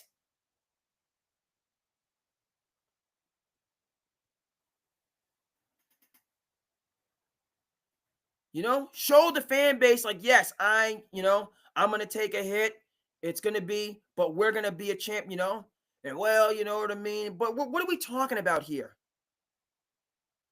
Because I'm saying you take the first, I'm not saying you should take $200 million this year, $200 million next year, $300 million next year, $400 million. No. What I'm saying is you take one good, firm hit that you're going to get back when you sell the team to compete for a championship, and then you start to, right? I said, Chris BP, he might have had to go or restructure. But the core four you can't mess around with.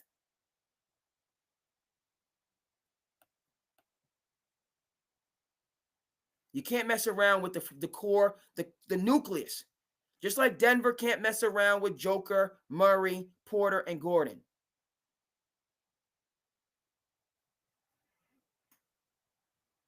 Okay?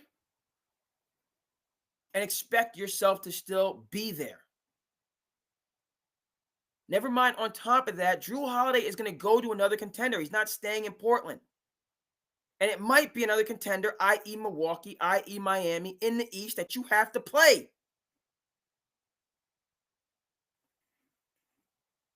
Same thing as what happened, Milwaukee giving him up.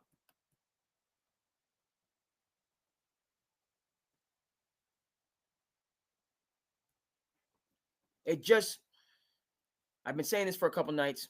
Maybe I should stop saying it. No, I'm going to continue to say it. Same thing with Nick. I gotta scroll down. The chat is messing with me here. I can't. Thank you. Yeah, Cornette, Kevon Looney, they're good, serviceable, team first. You can win. The Celtics bench does not scare anybody. But it works. They work well together. Does Oklahoma City have probably a little bit better of a bench than the Celtics? Probably. It's close, because you got a lot of guys that didn't get minutes, but they could develop into getting minutes. Queta, Pritchard was ready for prime time. Cornette was serviceable, and they've won, so they have that confidence to be able to, to do it. So, but now saying, okay, now because we've lost Hall of Famers, that all of these bench guys are going to come in and we're gonna develop them to and like some of the narrative that you hear. Well, the Celtics, they're still gonna. Well, you got Simons and he can do this and he can do that, and you still have JB and Tatum is gonna be back, and so the Celtics are gonna be a serviceable team. In 2K, they'll be serviceable. In 2K, they're gonna be serviceable. All right, not you just. That's the idea that you're in a really good relationship and it's just a wonderful relationship and something happens and that's the idea that the rebound relationship is as good as the actual first relationship. It's some of the narratives that I'm hearing out there that, well, and the second apron, so we had to do it, which you didn't. Keep coming back to that.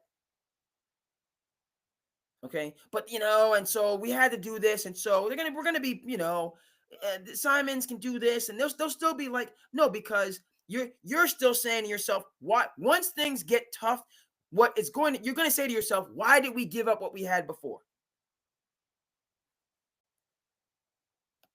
Okay, because Anthony Simons, as good, he's not Jrue.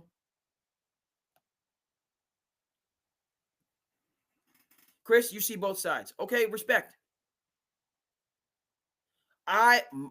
When I'm coming in, so Chris is saying that it's a business, right? You keep your friends close, your enemies closer. JB and JT are not going to feel some type of a way, and it's just a business move. And they say, hey, Jrue, it was good, it was real. We'll catch you. We're still friends. I'll see you. Simons come in, and now, so essentially, how you're saying. So, okay, we had to get rid of what I say was the glue. We bring in Simons, a new Jack who's got to come up under the leadership, but might want to be there, okay? And we can just build it back, right? With Simons, and it's going to be more seamless. Okay, that there's not too many. Okay, so Simons comes in, he's a good teammate. And he wants to kind of be here, all that stuff. So you got Simons, White, JB. JT is going to take some time. Start Cornette, got Queta coming off the bench. To your point, Chris,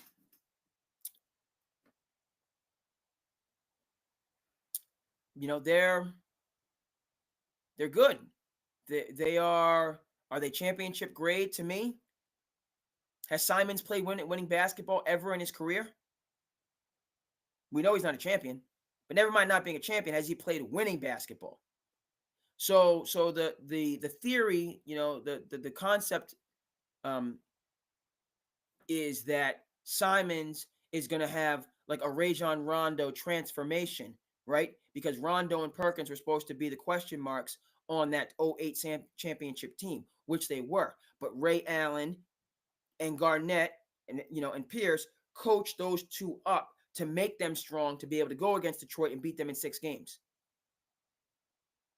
Okay, so in that mode of thinking, like JB is, and I think JB, I think he's pissed. I think everybody's angry, frankly, but can be professional to say, and Simons, okay, you're here. Welcome to Boston. We compete for championships. We're going to help you along. Okay, so that takes place, and White has been there, and Brad Stevens, who's still talking about dealing. And the reason I think Brad Stevens is still talking about dealing is because I think you mess with people are unhappy, and they will do this begrudgingly. But even in doing it begrudgingly, not only do you have to develop Simons, and he has to develop to be able, but it's always going to be in the back of your mind, that we're developing and trying to get him to a place where we had something that was firm. We had something that was firm. Okay, but let's just say, for the sake of argument, that Simons is able to do what Drew did, and it, they hold the line. Tatum comes back, and you essentially now have your core 4 guys. Well, then I go back to my second point, which is again a reason why I'm furious about the Drew point, is because not only was Drew was a coach he was like a player coach. The Celtics need coaching. They need support on the bench. It can't just be Joe Mazzulla, who, to me, listen, Joe Mazzulla, good young coach, he takes orders from Brad. Brad Stevens is the architect, and Joe Mazzulla is the accountant, but it's Brad's vision that Joe Mazzulla now executes. Different from when you had Ime, who was his own man, had his own vision, and could stand on his own 10 toes down, because he just had a longer purview. Joe Mazzulla stepped into the big chair too early. Same issue the Knicks are having now with all of these kids that are wet behind the ears. You think you can just find a Jon Snow on any street corner. You can find a King of the North anywhere. So even if it's all, and Joe Mazzulla needs help.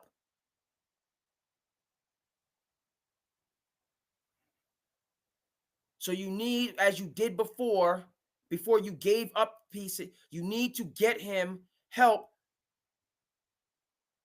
to do all these things, and to scheme and to strategize when the rubber meets the road.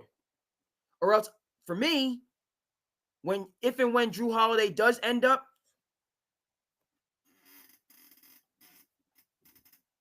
okay, Chris, you want the Celtics to get younger.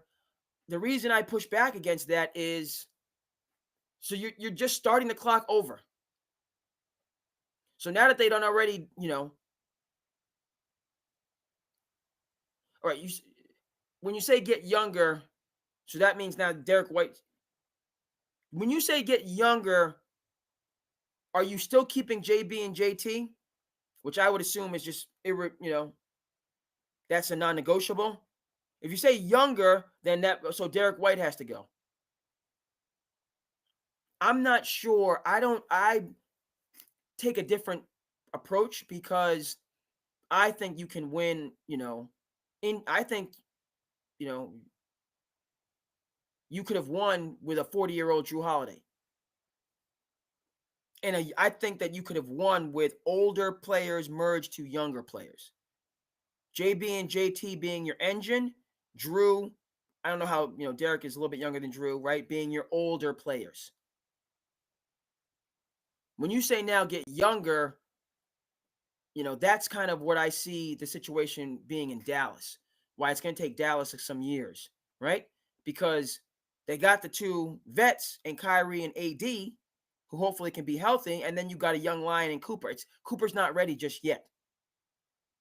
That's the situation with San Antonio, right? Where they are, in my mind, to your point about getting younger. San Antonio is about ready to get back into their dynastic window. And it is helpful the NBA gifted them a number 2 pick. However you want to say it, whatever. It's helpful for them to have consistent, high draft picks. And we will touch on Justin Tucker in a second. But San Antonio is the model of what you're talking about, Chris, whereas Wemby at the tender age of like 23 is like the OG there. But really, Wemby's not the OG. The OG is Chris Paul. Okay? So they do have Chris Paul as their vet to help them. Yes. This Celtics team would have beaten Oklahoma City. Could have beaten Oklahoma City, yes. Chris, again, what I've been saying, and I'm just a guy.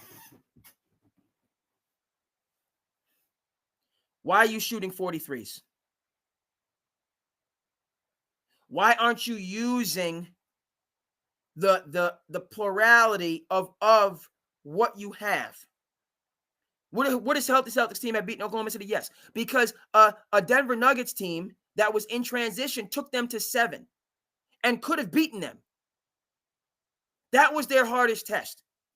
And what was Denver? A veteran team with a chip on their shoulder. Not necessarily the most talented team, right? That was the whole thing about Mike Malone being upset, even though I like Christian Braun a lot. But giving up Bowen, they had to give up guys to stay under the, you know what I mean? So, but still, they had their core 4 together. And what happened in the Denver, Oklahoma City? Jokic just said, I'm the best player, and you can't hold me. And Jamal Murray was out there like, who is you? Who is you? And Oklahoma City blinked. They blinked. They came back on the road. Like, because Denver could have won that series. Have Denver closed them out when they were up 10 at home? We're not. Right? Oklahoma City showed championship pedigree to get to that game 7 and then blew the doors off of them. But that would have been the same thing to me with Boston, and Boston is more talented than Denver. Boston's better than Denver. So if Boston doesn't, and I had no, because I wanted to spread the wealth this year, but I didn't see the Boston being stupid and blowing up their dynastic team. But now Oklahoma City would have been the better team than my Knicks had we broke through. They would have been the favorites. I'm not going to say they wouldn't have been the favorites. They would have been the favorites because my Knicks are still learning to fly, and then you took away the general. So whatever. But against Boston, and a Boston team, the issue with Boston this whole year has been coaching. It's been coaching. It's been culture. That's been the issue. It's been the issue. Okay, and they just have the one, it's Brad Stevens wants to do his analytics and wants to just run up and down and shoot, a whole gang of threes, right? Had Jeff Van Gundy been here, guys, enough, right?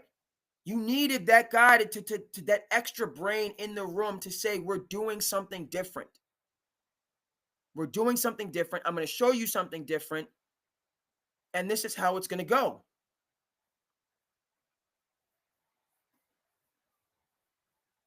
And that's how I saw it, and that's how I see it.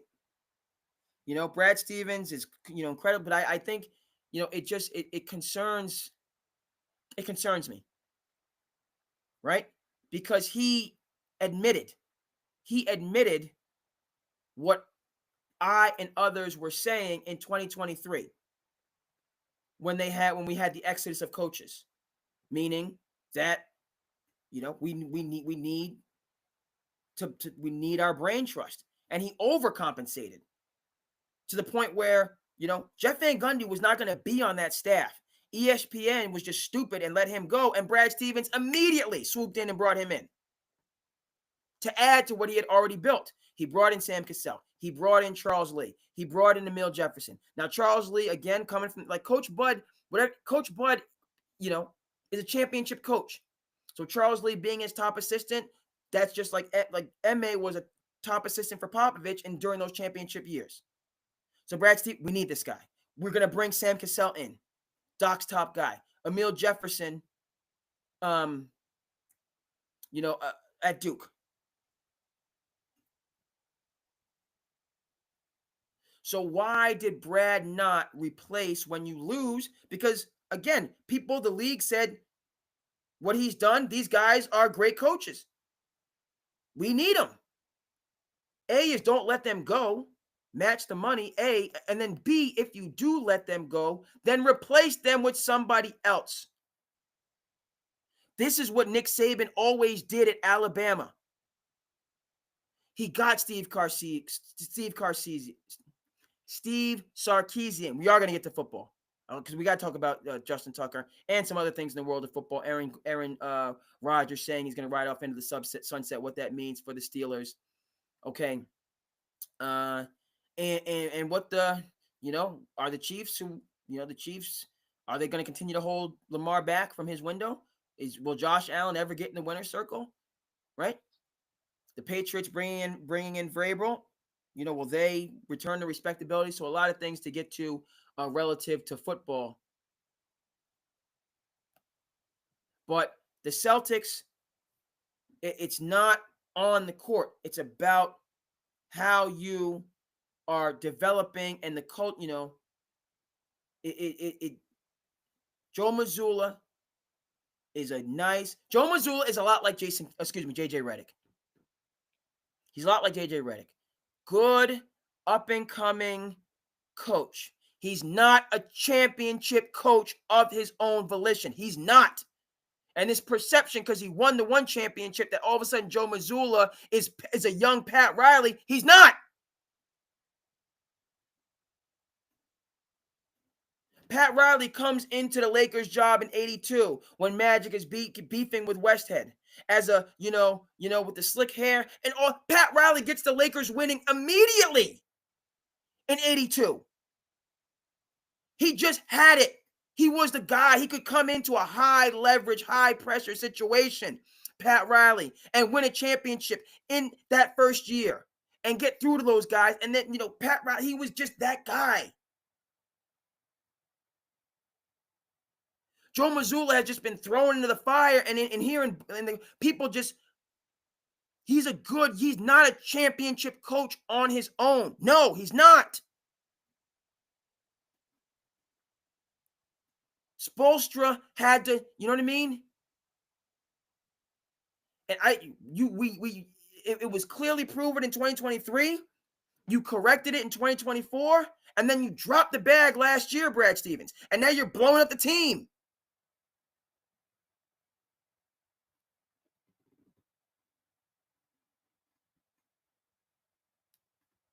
So yes, if the Celtics had some structure, the structure that they were missing, or if they just made adjustments and didn't. But again, back to your point, Chris, and back to my point, right? And about coaching. It got to the point, and everybody, like these false narratives, everybody raining on Tibbs, nobody wants to play for him. When it came down to mano a mano,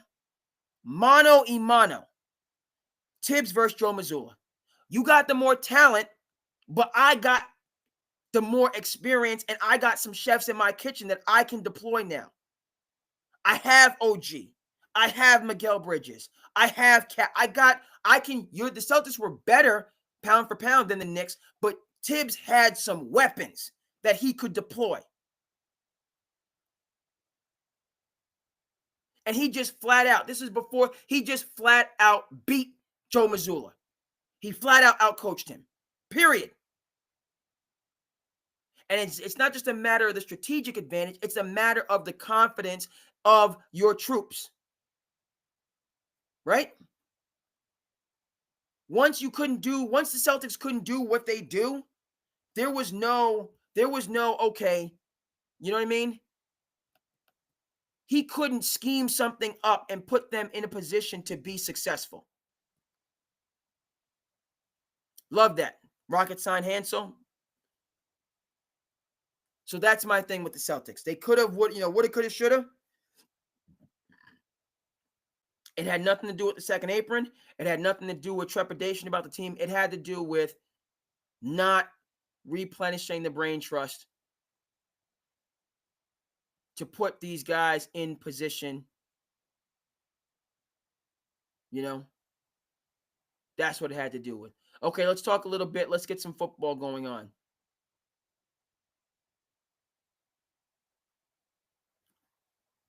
With Justin Tucker situation, getting the 10 games, right? N.F.L, good, It's good for the goose. It's good for the gander. So Justin Tucker, who was kind of, golden child. Not a golden, but, really highly thought of, and, a person. What the heck am I'm already sharing a screen. We didn't even get into the, all right. What we're going to do. We'll come back to the stats and standings because there's a couple of the teams I go on these tangents.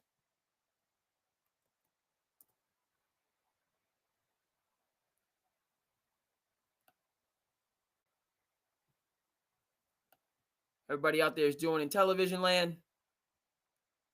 The IG. IG keeps going on and off on me. But we're still live. Good. A couple people in Twitter land. Appreciate Shane from Des Moines, Mal and Militia.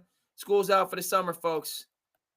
My participation with the Mal and Militia. Appreciate you, Shane from Des Moines. Sharing the post. Respect.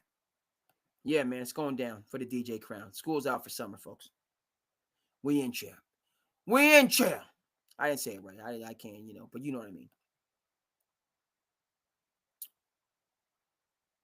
So, yeah, Justin Tucker, 10 games. Will he get an opportunity after? I think he'll be back in football. Because he's an elite kicker. I think the storm clouds with kickers, once the mentals start to be questioned, then I think, this was last year's worst year. Because if you're a kicker, you just step in, you do what you do, and you head back into anonymity. But now you're front and center, so that messed with his mentals, as it should. And then the other, right? You're a kicker, Justin Tucker. On a good team, well.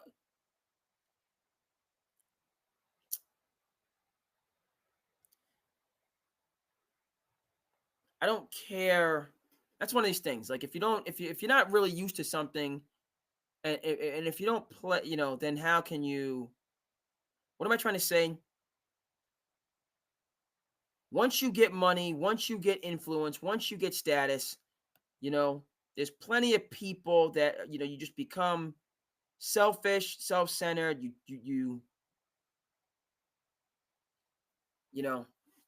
But that's what sticks out to me sometimes. It's like, when did you forget to be who you are, which is somebody that's grateful and appreciative? Like, when did you lose your Adam Sandler? In these instances with people, and we're not talking about consenting adults, and being who you are. We're talking about abusing people, vulnerable people.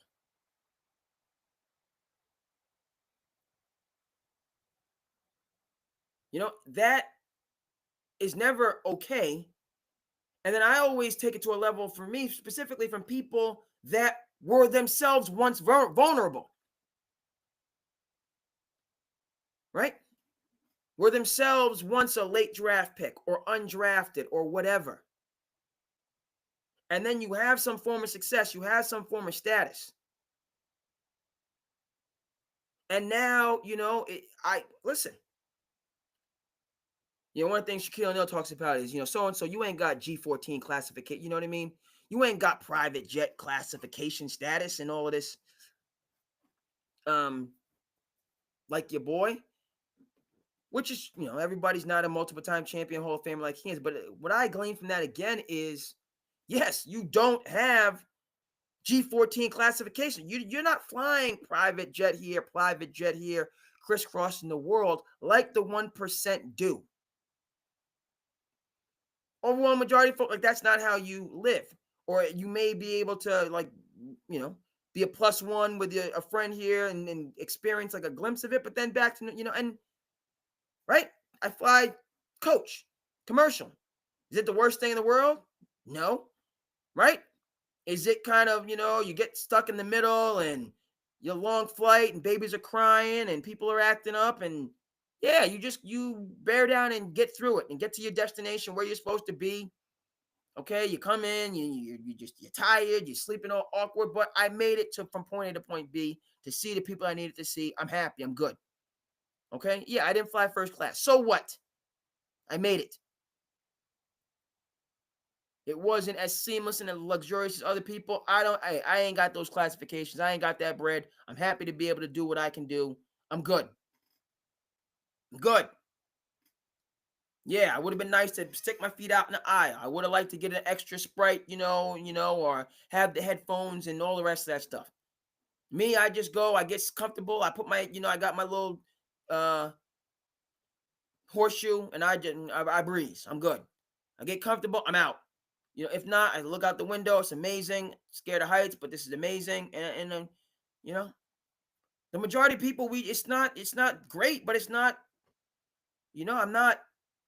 You see people traveling in India on the top of trains, packed on those things.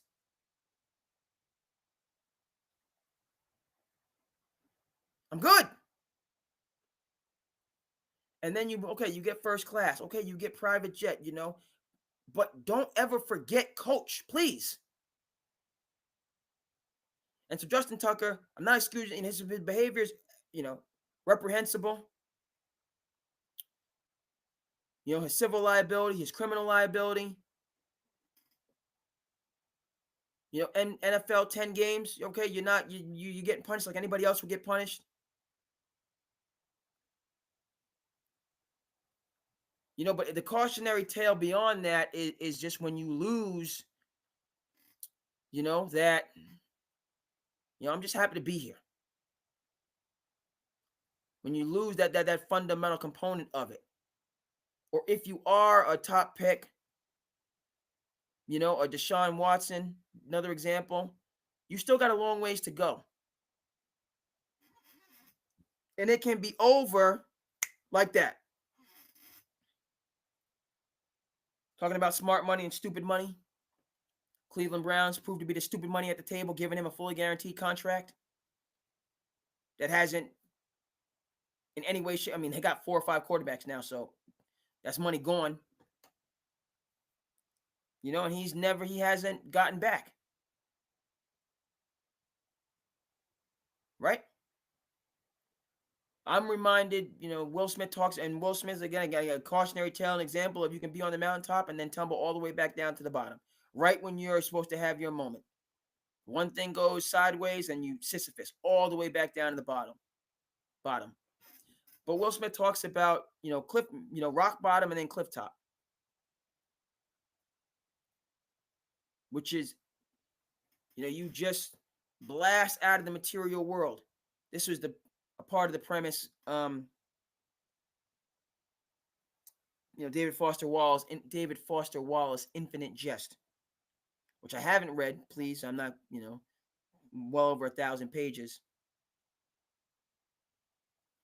But, he is, the book is notable in the culture. He passed away, but is regarded because of that work of his, dare I say, masterpiece. But one of the things that he talked about resonates, is he's saying, okay, so I wrote Infinite Jest, my Magnus Opus, how he wrote it, he always had the bandana on because that's how he wrote the book. He was just sweating, just writing, a 1,000-page book. You're obviously gonna have highs and lows as you're writing it. He talks about it, some really low points in writing the book, but he finished, and it was, a runaway, critically acclaimed success. So he had the poverty and anonymity of doing his passion project and not seeing the fruits of his labor at that time. Then, on the other hand, seeing all of the adulation and gratitude and everything else. On both sides of it. And one thing he talks about is I feel the same. Getting what I wanted and achieving what I wanted did not remove me from the human condition. I'm still human, dealing with same things. So back to, right?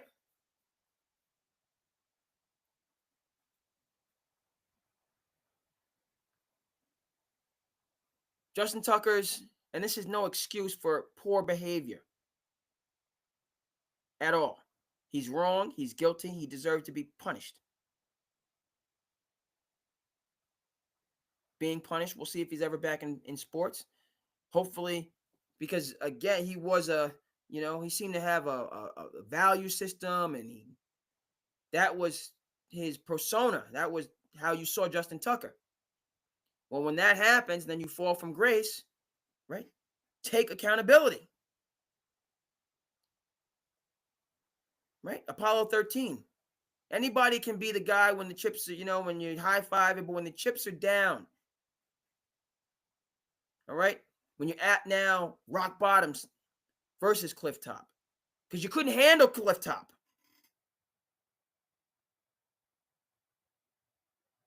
And a lot can't. Good feather is as light as a fortune. Excuse me. Good fortune is as light as a feather, and few men can handle it. That's Ken Burns' Hemingway documentary. Couldn't handle it. And let me just conclude with this on this talk, and then people jump in. We'll do some more NFL. Because my entire narrative on this has been, became successful and it just got to his head. But that doesn't, fool me once, shame on you. Fool me twice, shame on me. The Justin Tucker, this situation, have you always been like this? That's what in this storyline, was it all a sham? And you were always a con man versus you lost your way. That's the other part of this, right? Because with him, there was no smoke before, and then all of a sudden there's just this raging fire of accusations. But what you have to do in those instances is, wait a minute, right? Hold up. Because I'm giving the benefit of the doubt, like, he just got, but it could have always been a two-sided coin from the beginning.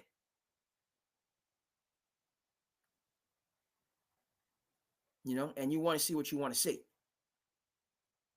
So that's my view on Tucker. Serve your time, apologize, mean it. Admit, I admit the problem. Or don't. Serve your time.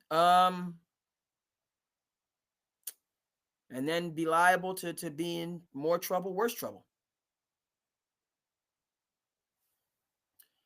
Continue to follow it. I think, Ray Rice had his situation, and was punished. But I felt like Ray Rice, he said, I was wrong. I was wrong. I'm wrong. I need to do better. Right? So that's step one.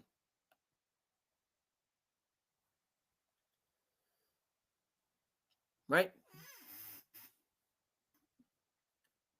Okay, so NFL, and we're still in June, but July be here, right around the corner. And I can only we'll do broad strokes.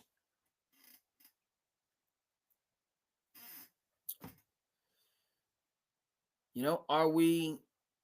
First of all, fly Eagles fly. Okay, they got to the mountaintop. Had to start from scratch. Roseman, people didn't like him. Nick Sirianni, who is this guy? They got all the way back to the mountaintop. So somebody with family in the city of brotherly love. Fly, Eagles fly. Was that my number one team? I was on Detroit. I wanted to see Detroit take advantage of their window. Detroit wasn't ready. And now who knows if they, because lost the offensive coordinator.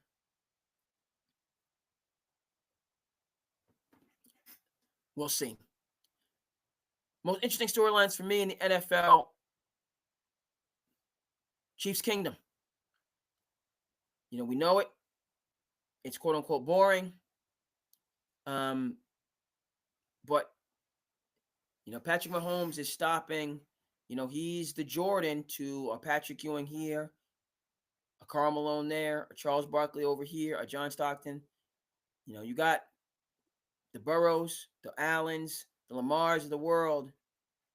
A lot of championship level quarterbacks doing the right things, doing it the right way, and just cannot. He's taken like the Bill Russells of the world. Okay, Wilt, you can only get one here. Jerry West, you can only get one there. Oscar, you can only get one over here. The rest of y'all, okay, take that bag of coal and keep it moving. You get nothing. Right? Mahomes, greedy with his championships. Can't blame him. And that's, I've been waiting for me personally, Lamar. I'd like to see Lamar get there. A lot of respect for Josh Allen, Sean McDermott, less is more in Buffalo. I'd like to see those two get their flowers. Joe Burrow as well broke through. Did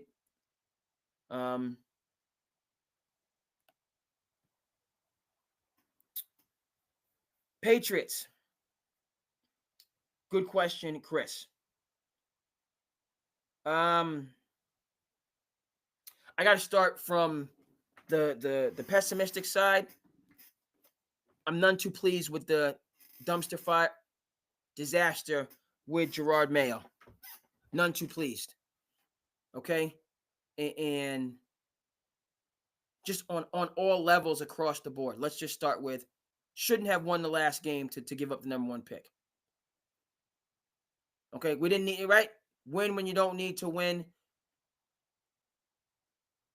You talk about something that is a match made in heaven, so to speak, and then just collapses into this antagonistic, adversarial, at each other's throats in one season. Okay, so I'm still reeling from last season's debacle and disaster. I wanted Gerard Mayo to succeed. Put his time in, coming in after Belichick, new approach, new vision. Okay. So I was on board. Rome was not built in a day, but I was on board with that. And the set just right. So Vrabel coming in, I'm gonna finish that original point. It almost seems like if these underpinnings were so loose and volatile, which they clearly were based on how it collapsed loudly, right? Even though it would have hurt, when the Cardinals let go of Steve Wilkes after 1 year to bring in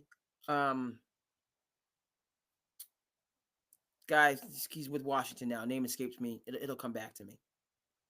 Right? It hurt when Brian Flores was not given more time in Miami, but you brought in Mike McDaniels. goodness. What's going on here?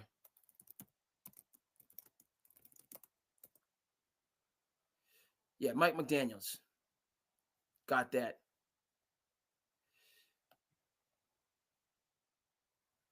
Right? It was the right decision. So in terms of the Patriots, I'm saying to myself, you kind of wasted a year. Like Vrabel would have been the, you would have just handed it off from Belichick to Vrabel, who did a really good job with Tennessee over the years. And even though it would have felt like Gerard Mayo was, and you should have given Mayo an opportunity, we could have had that. Kingsbury, thank you. Cliff. Gotta step my game. I don't care if I've been talking for 2 hours. This is ridiculous. All right, all right, we back now. Let's go. Okay, so Vrabel, it didn't work out. You lost a year. It was an ugly year. It was a hurtful year. Okay, never mind. It just, I think Robert Kraft wants to give people an opportunity. I think he recognizes the importance of things like the Rooney Rule. I think he is leading, in word and deed. I think Robert Kraft is progressive in certain ways that I agree with. Is he progressive in every way? No. Does he need to be progressive in every way? No. But he's taken steps that are encouraging for me. And the Gerard Mayo signing was one of those examples. So just it was hurtful beyond just being counterproductive in a number of ways. Okay, so the team, right? So Vrabel, I think he's going to come in having the experience and create a structure, create a culture, create an identity as he did from the beginning in Tennessee to make this team competitive. They're in the AFC. So will they make the playoffs? Probably not. Okay, Miami is still Miami and Buffalo is still Buffalo. Jets don't know who they are. But Buffalo is going to be a contender. And Miami has all the pieces to be, dangerous. I'm a Drake May fan. Didn't see Jaden Daniels being what he is, but others did, and they were clearly 100% right. But you can build around Drake. You go out and get Diggs. High risk, high reward. I'm happy that they got Diggs. I have no idea why Diggs is not still with the Texans.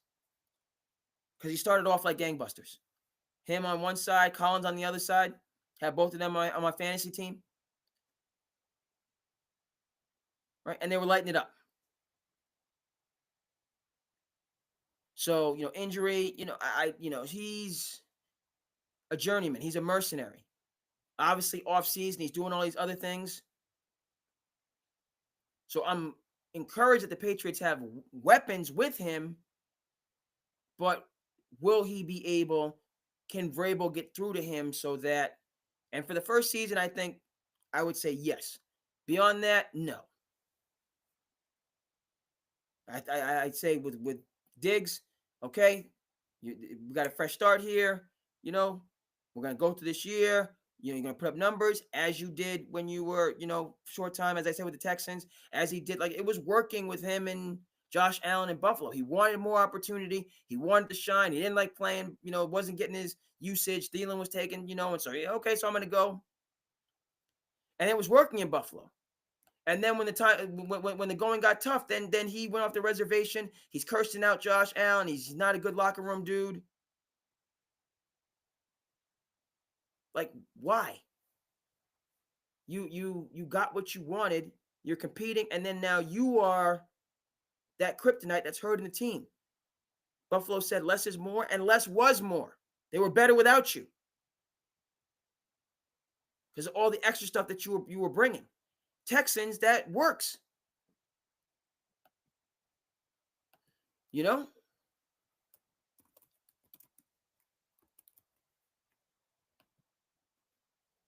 Right? Stroud, up and coming. Young coach. That's connecting, that's getting through. Now, again, injuries, so you can't. But I don't know why Diggs didn't stay with the Texans. His brother's playing with the Cowboys. So that's the type of, with the Patriots, for me, Vrabel's going to come. He's going to, he's going to be a +2, +3 in terms of wins. He's going to scheme the Patriots into things that they would have otherwise, but how you just need, you got to develop. What I'm saying is you got to develop, and it's going to take time to develop that talent. I think the culture is going to be there, but you got to add the culture to the talent. So this year, what do we say?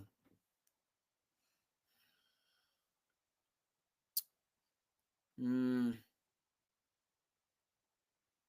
8-9, just under 500. 7-10, right? They're not talented enough, and unless Mike Vrabel is going to go bonkers, to win in the better conference. But hopefully,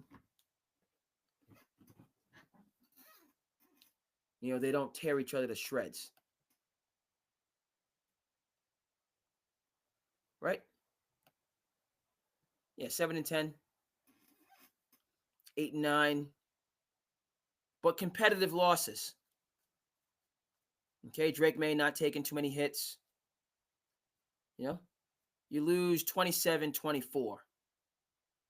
20-17. Right? And you're building yourself up. With Diggs and the Cardi B all the way, like, he might not make it to the end of the season. Frankly. And that, you might have been, I don't know. I like it. It's good. He's on my fantasy team, and it's good for on paper purposes, but it's not good for an organization that's already like reeling. That's how I see the Patriots. The collapse of the Belichick dynasty was just that. It didn't end with a bang. It ended with a whimper. Crumbled to the ground. And then, okay, Gerard Mayo, a new look, a new direction, and then that was a disaster. So it's a lot of, it's the Patriots, but like in real time, it's been 2, 3, 4 years that haven't been good. Whether things are behind closed doors, out in public, and then just losing. So Vrabel has his hands full to just restore order and take the reins, and right. Vrabel's a confident guy, and he has but we don't need like bickering back and forth. Whatever happens with Stephon Diggs, that needs to be done quietly and concisely.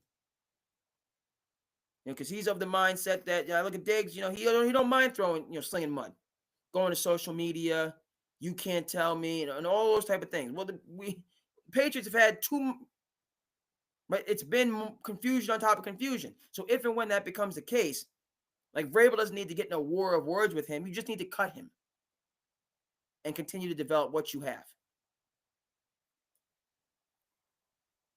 Right? Same thing as I said with the Sixers and building it around Maxey.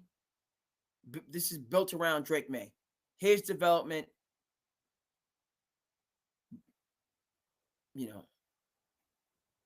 takes the precedent of primary importance. All right, so let's take a look. We'll just go around here. Let's take a look at just the NFL map. NFL standings, excuse me. NFL map. Then we're going to do some NBA standings because I haven't. Got a couple more things. NBA-wise, trades and possible trades just to kind of see. Then we'll hit Slice of Life. If anybody has any more questions, comments, concerns.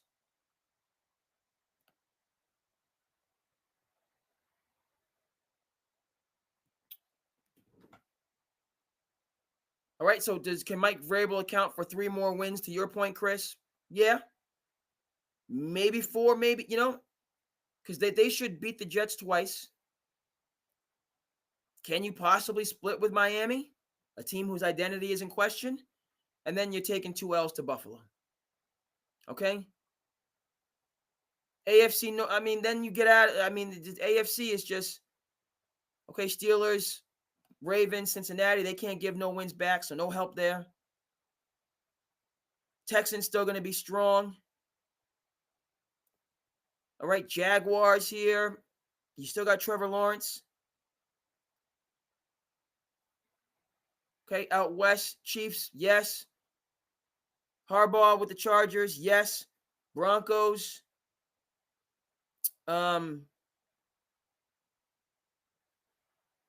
Indeed, having some blanks here. Sean Payton getting the Broncos. House in order. Right, so it's a stronger conference. Patriots are rebuilding within that context. 7-10, 8-9, 9-8 would be Vrabel. You're to go +5 in this circumstance, stealing wins from all of these other teams that are fighting tooth and nail. Understanding the importance of home field advantage in the playoffs.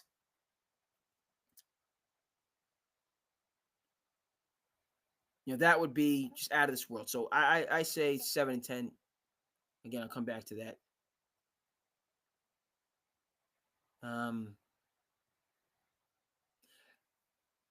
That's what I have. Looking forward to starting to get into football. Listen to, that's where Uncle Shannon and Ocho Cinco are outstanding. TJ Houshmandzadeh, who's on Nightcap, is great. Skip Bayless was great football wise. Undisputed was really good during football season. Again, I don't make mince words. I'm coming from the basketball tradition. Love sports, but coming from the basketball tradition. I'm not going to act like I know what I don't know. But I do. Specific to Patriots. I'm here in New England. And it was, I mean, you guys nationally might not have seen it, but it started off with a little bit, kind of sideways. Gerard Mayo's interview, and then Robert Kraft, he said, that's, and I'm a black coach and I'm proud to be a black coach. And I don't think it wasn't about, Mayo was kind of firm on that. Mike Medina's good.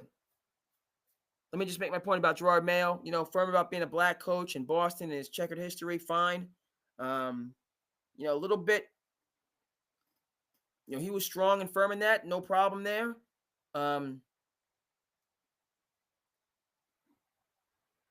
it's not black, white, yellow, green, orange. You got to win. And you have to, it's not just the Patriots weren't winning. There was just rumblings and rumblings and rumblings. There was a lot of stuff internal. Like, it just, yes, you're a strong black coach in Boston. I support you. I know the city supported you. A lot of people supported you. There's going to be some detractors. Fine. But there was not law and order. Okay, Mike Brown, front runner for the Knicks job.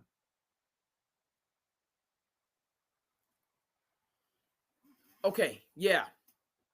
Mike Brown's a championship coach. Mike Brown,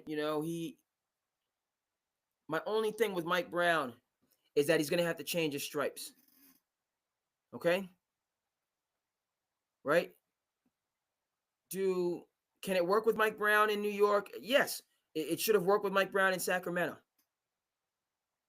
Okay? Is Mike Brown the point guard whisperer that Jason Kidd is? No. All right. And Mike Brown is going to have to. We're not a 7 seconds or less team. Okay. So can Mike Brown now change his offensive philosophy to accommodate big body Brunson, who needs to play in the half court? Right. It's a departure from. Can he do it? Yes. Does he want to do that? Mike Brown is not making Cat a better defender. He's not, right? So on the defensive side of the ball, are you going to go with Cat at the 5? Are you going to put Cat at the stretch 4, which is probably more to his liking? Them going with Cat at the 5, it hurt a little bit defensively, but Josh Hart rebounded out of position, and that gave you the 3 Nova guys in your starting lineup, which was good, right? Having Hart, Bridges, and Brunson on the court at the same time is beneficial to the Knicks. Okay? If you want to use Hart as a 6-man energy guy to come off the bench and put Mitchell Robinson in there to start, I have no problem with it. But Hart, Bridges, and Brunson works. It worked before. You got Bridges. It works more with Bridge. It works. We needed to see more of that in Game 6. Where I think Tibbs lost a little bit of his mettle. Trying to get guys, Precious, Shamrit, others, that don't need to be on the court. Yes, we needed Mitch Rob there for his defense, but we didn't need everybody else.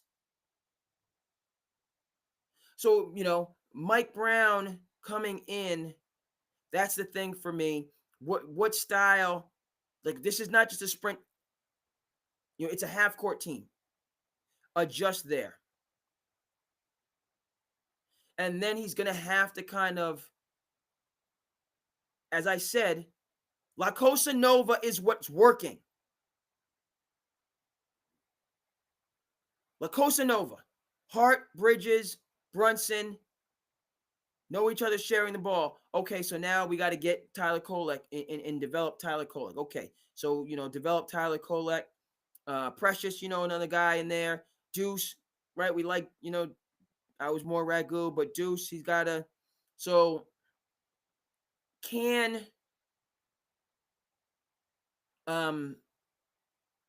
right? What am I saying here? I didn't have a problem with the starters playing those minutes because they needed to learn. We were learning during the regular season what paid dividends in the playoffs. And, it's funny. Oh, well, even Mikal Bridges said to Tibbs, we're playing a lot of minutes. Yes, and you beat Boston.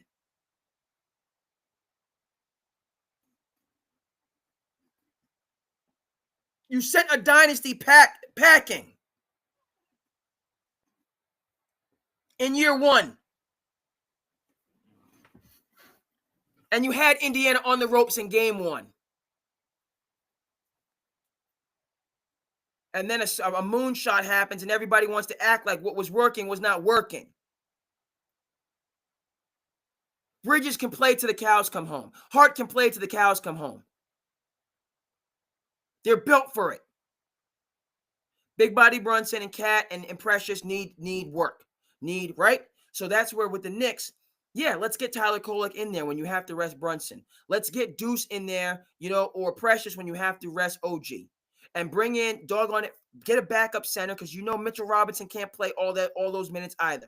Bring in a glass eater. Bring in a Quater, somebody. Okay? But with a Mike, he's going to have to change, I think, philosophically. Pace-wise, and then Mike Brown, Mike Brown knows defense. He coached a little bit of defense when he was with San Antonio and Pop. And obviously Tibbs is a defensive genius. Everybody can't be. Tibbs is brilliant defensively. But those things have not gone anywhere. I have no problem with the Knicks giving up what they got up to get. I didn't have a problem with the Knicks giving up what they gave up to get Bridges, because that's the championship chemistry and continuity and skill that you needed. Now, I think Bridges needed to be, this is the offensive piece that you could have just kept Tibbs and revised this. You could have had Bridges initiating offense more. It didn't just have to be Brunson. And when it wasn't Brunson initiating offense, too much the ball's in Josh Hart's hands at the top of the key, and Bridges just sitting on the corner. Ridiculous. Josh Hart doesn't initiate anything. He gets rebounds and energy points, and that's what he does.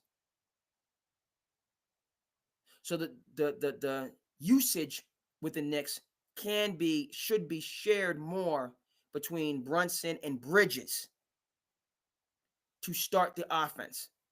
Get Bridges out front, high screen roll, coming off of that screen. He lives off the elbow, one elbow, elbow jumper, lining them up. And then also, those guys are all willing passers and playmakers.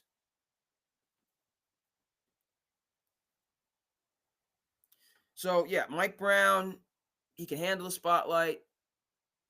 He can, all that stuff is good. And he's, what I like about it is I think, he can make these adjustments. Right? Coaching in Golden State, they obviously would run, but they could play in the half court. They could run secondary break. Obviously, Golden State does a lot in the half court with Steph Curry running them off of screens. So he's well versed in that. And when Mike Brown actually came to the Lakers, when he was there for like 5 days, with Steve, but then, that was a half court, he was a half court. He wanted the Lakers to learn and know how to play in the half court, like sets. We're going to come up, we're going to, and that did not, like you had Steve Nash. Steve Nash is not a point guard to pass the ball, set a screen, and then go sit in the corner. Steve Nash needs the ball in his hands, and so they, it didn't, but to show that Mike Brown can, can scheme up and create a system, that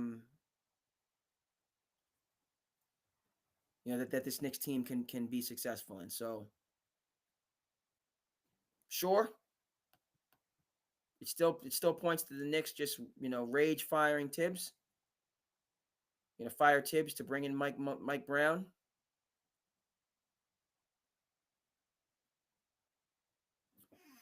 Yeah, he's a retread, Chris. I'm not for the new Jack, the kid with water behind his ears, getting this job, because it's going to cost you a year, right? So if you could convince Mike Brown to be the assistant for whoever it is, the boy genius out of Cleveland, but Missoula couldn't do it with a championship team in 2023. So bring in the new genius, and you're conceding another year, which is the reason, it's just stupid and ridiculous and preposterous on the face of it. It took a year for you to get to where you got, with a true general developing to get you 2 games from the NBA Finals. It took him a year. That's why you're playing so many minutes, the starters together, because you have to get ready to play together so we can compete for this championship. You haven't done this because it's your first year of being together.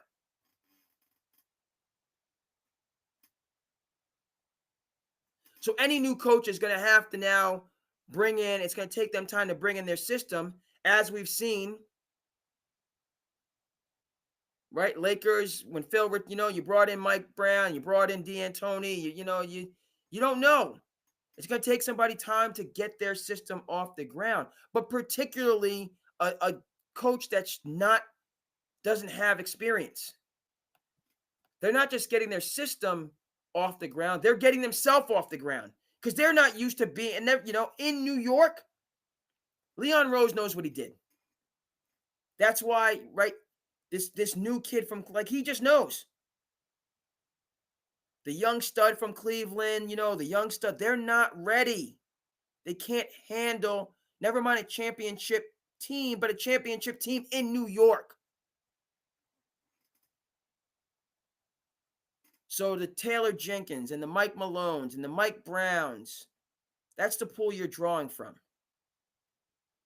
But at the same time, these are coaches that are very much tied to their system. Right? Coach Bud has a system. You can't expect Coach Bud to all of a sudden be Tom Thibodeau or Tom Thibodeau to be Coach Bud. If you get Coach Bud, you're getting his wide open secondary break system. Mike Malone, same thing. You're getting, he's not going to,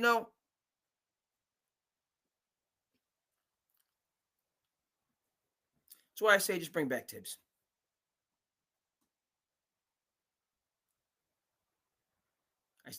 Bring back Tibbs.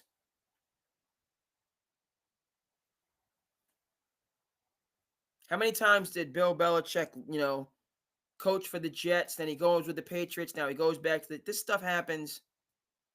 Right? Go ahead and watch the two Bills. I'm here, then I'm leaving, then I might go there, then I'm leaving, then I come back. The same type of drama with the ownership group as you have with the players.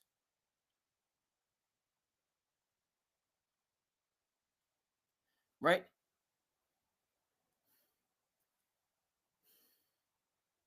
And then the same point that I that's my thing with the Celtics as well. That's the connecting point with the Celtics. Is that Mike Malone and Mike Brown and Taylor Jenkins, they're good coaches. And they have systems but when things get tough, the people there are going to say, all right, I see what you're trying to do, but we were successful doing it the other way. Right? So, you're trying to get us to do this, and to make this adjustment that might or might not work, people. Because any veteran coach that you bring in is not going to fix Cat defensively or Jalen Brunson defensively. So they might have, they're good coaches. They have, they just know how to coach. It's the same principle of Doc Rivers going in to be the stopgap for the Bucks, which he did a great job in, where he was basically begged by the Bucks to come out of the ESPN studio because the team was collapsing because Adrian Griffin ready to coach, but not ready to coach these superstar personalities, which Doc Rivers is exceedingly adroit at. Is he adroit at getting those superstar personalities over the hump to win championships? No. But he can create stability and order and consistency with stars. He's always been good at that throughout his career. Can he get them over the finish line? We know he can't do that. He did it with the Celtics in 08, but he struggled to get those teams over the finish line, but he gets them right close to the finish line.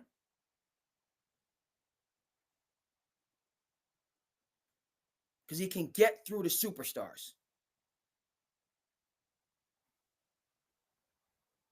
It remains to be seen. That's another hurdle with the new face,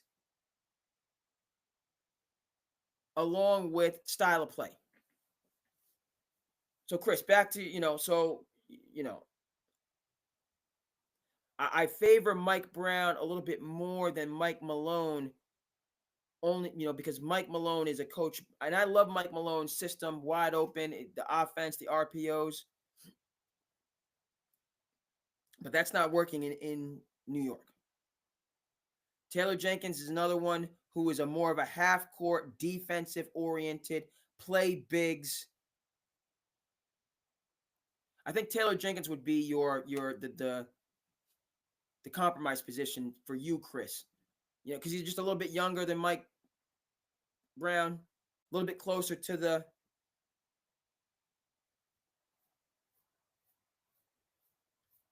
Yeah, and if Taylor Jenkins can get through the jaw and create stability and consistency in Memphis, um, through all the jaw drama, he can certainly deal with the New York drama. You know, it's just hurtful from the standpoint that Tibbs is like Jalen Brunson is New York. He's a New Yorker. Cat is a New Yorker. Tri-state area is from Jersey. You get my point. Tibbs is a New Yorker. Yeah, Salem State, but he come up under the Pat Riley tree. Okay? He's got roots and he's tied, connected to the organization.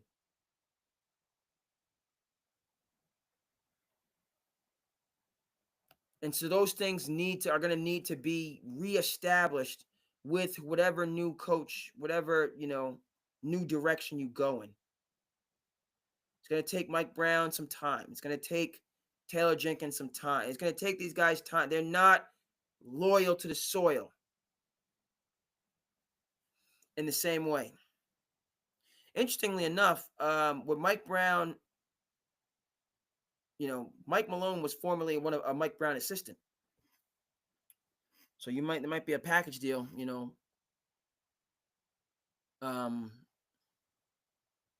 which would give you the brain trust side of it.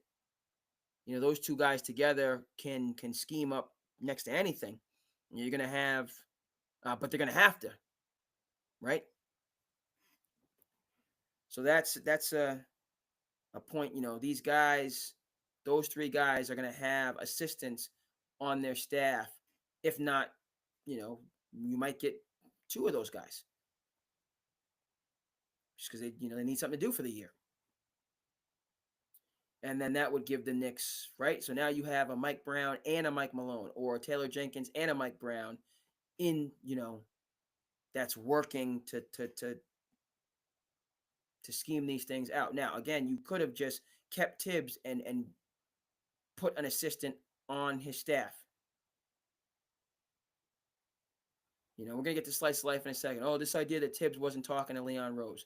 You knew who you hired, Leon Rose. Tibbs has been the same his whole career. I love Tibbs from a distance. Could I play for Tibbs? Would I be able to live in that Spartan environment? Probably not. But what that Spartan environment produces is clear, is readily apparent. Nobody knew who Jimmy Butler was. Nobody knew who Jimmy Butler, Julius Randle. These are all stars of Tibbs' creation. So is he trying? Does he live the game? But when you come up under the leadership, what's the result? You become an all-star. You're in the Eastern Conference Finals. That's the result. All this load management talk. All this, he's not nice to me talk. People laying on beaches. Scrolling on IG. They're not in the arena. Because that's where Tibbs is. All the sacrifices he has people make leads them to be in the arena when it matters. But again, AAU, NIL. We want to skip all that. We want to skip all of the hard stuff. I have to take a helicopter from my Hampton parties and just fly me over, and I'll be ready for the playoffs game 6. Yeah, good luck with that. Knicks, we'll see. Celtics, same thing. You got some fences to mend. Some unhappy people in the Commonwealth. And the Celtics, which did not make another blockbuster. So maybe they're going to try to mend these fences. But I know JB ain't happy. And JT ain't happy either. He might be quietly so, but he's not happy.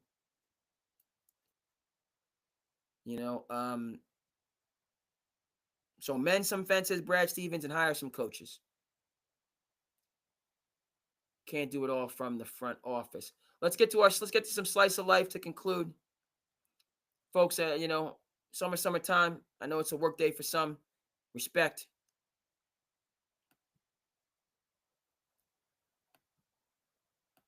SandCity Sports, Cape Cod Kid. We going to the sun to the. You know what I mean? It is what it is. It's a beautiful thing. It's summertime, so we doing what we got to do right now. All right, let's get in our slice of life.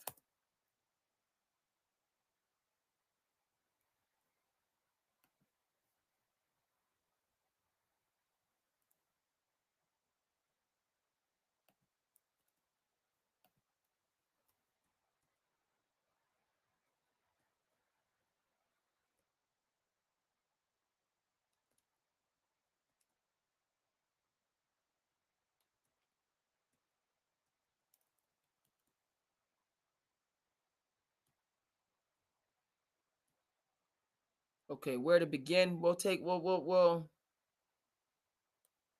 I want to start on the court and then we'll go to our life off the court. So some perspective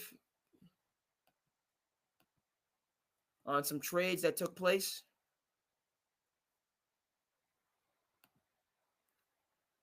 Some perspective on some trades that took place.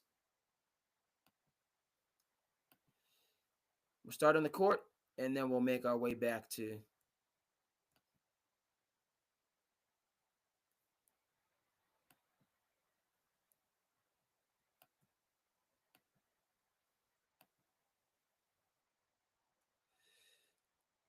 all right, let's go. When I lost my mind, I think I blacked out. I'm so glad the NBA can still give us these. New Orleans trades up 10 spots so they can take Derek Queen, and they give up their unprotected 2026 first-round pick swap that they have with Milwaukee, where they have the favorable, whatever the better pick is, they keep. They send that to Atlanta, who had to be deliriously happy. Like, we only have to move down 10 spots and we get an unprotected. This was one of the 5 dumbest trades of this decade. I was speechless. I just can't believe it. And who is it? It's our guy, Joe Dumars. And now he just traded away their unprotected 2026 pick house. They're in the West. What the does he think's going to happen next year? Does he think they're going to be a 5 seed?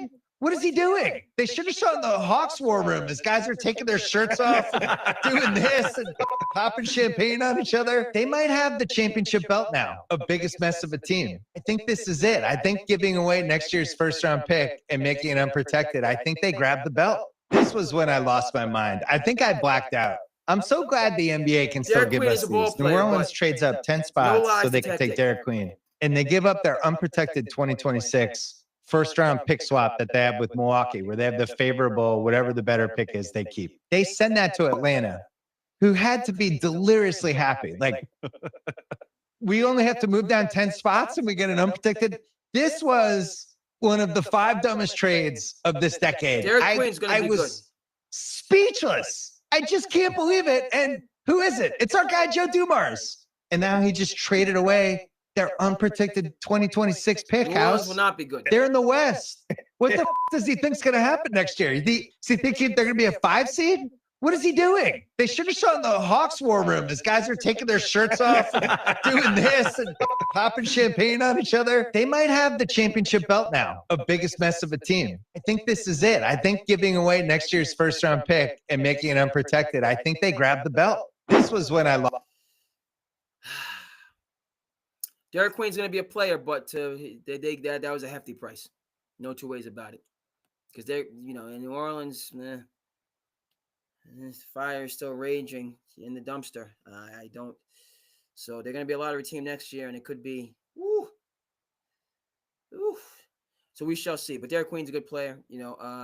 Zion era coming to an end. Stay with the NBA draft. B. Diddy. The movement. The night before the draft, and my man BD, he came in my room and he was like, "Yo, man, you going to the Wizards?" I'm like, "How you know?" So I go knock on Rip, like, "Hey, bro, like, I think you about to go to Washington." He was like, "Fuck you mean? Like, who told you that?" I was like, "Man, don't worry about it. Don't worry about it. You know what I mean? I'm telling you, dog. Like, you know what I'm saying? Like, he is like, "Man, I know where. I'm going to Charlotte. Steve Francis going to get drafted by Vancouver. Like I'm like, bro, how you know?" He's like, "My agent told me." I said, man, you got to be kidding me. I started looking at my agent wrong, crazy, because after the draft, I ended up firing my agent because of the information that Barry Davis had and my agent didn't have at the time. So I was thinking, like, man, why don't you know this, man? Like, how's he coming to tell me that? And the day before the draft, they start really like placing dudes and like placing the trades and shit like that. And I was into all that shit, so I kept calling Arn. Because I was trying to get traded to the Lakers. I remember Arn was going back and forth with Charlotte. He was like, look, man, if you draft me, what if he goes overseas? What if he does this? And Paul Silas said, if he there, we're going to draft him. And he going to show his ass up. And so I was like, man, if we could just pull off a trade. And then the Vancouver thing happened with Steve Francis. And like I was trying to get in the mix of that. So I just like start finding out where everybody was going to be positioned. And I started telling everybody, and Rip was like, how the fuck you know? He was the only one who was like, yo, how the fuck you know this shit? And he was pissed, and he did fire his agent. In many ways, shit. No, not at all. He was lying to him. Rip knew. I'm nosy, bro. So I'm like, yo, what's going on in the draft? What's the movement? The night before the draft, and my man BD. We gotta watch this again. He came in my room, and he was like, yo, man, you going to the Wizards.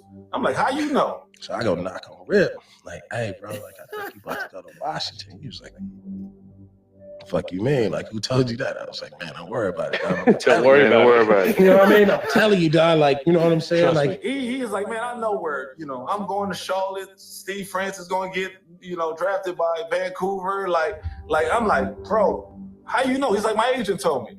I said, man, you got to be kidding me. I started looking at my agent wrong, crazy, because after the draft, I ended up firing my agent because of the information that Barry Davis had and my agent didn't have at the time. So I was thinking, like, man, why don't you know this, man? Like, how's he coming to tell me that? And the day before the draft, they start really like placing dudes and like placing the trades and shit like that. And I was into all that shit, so I kept calling Arn.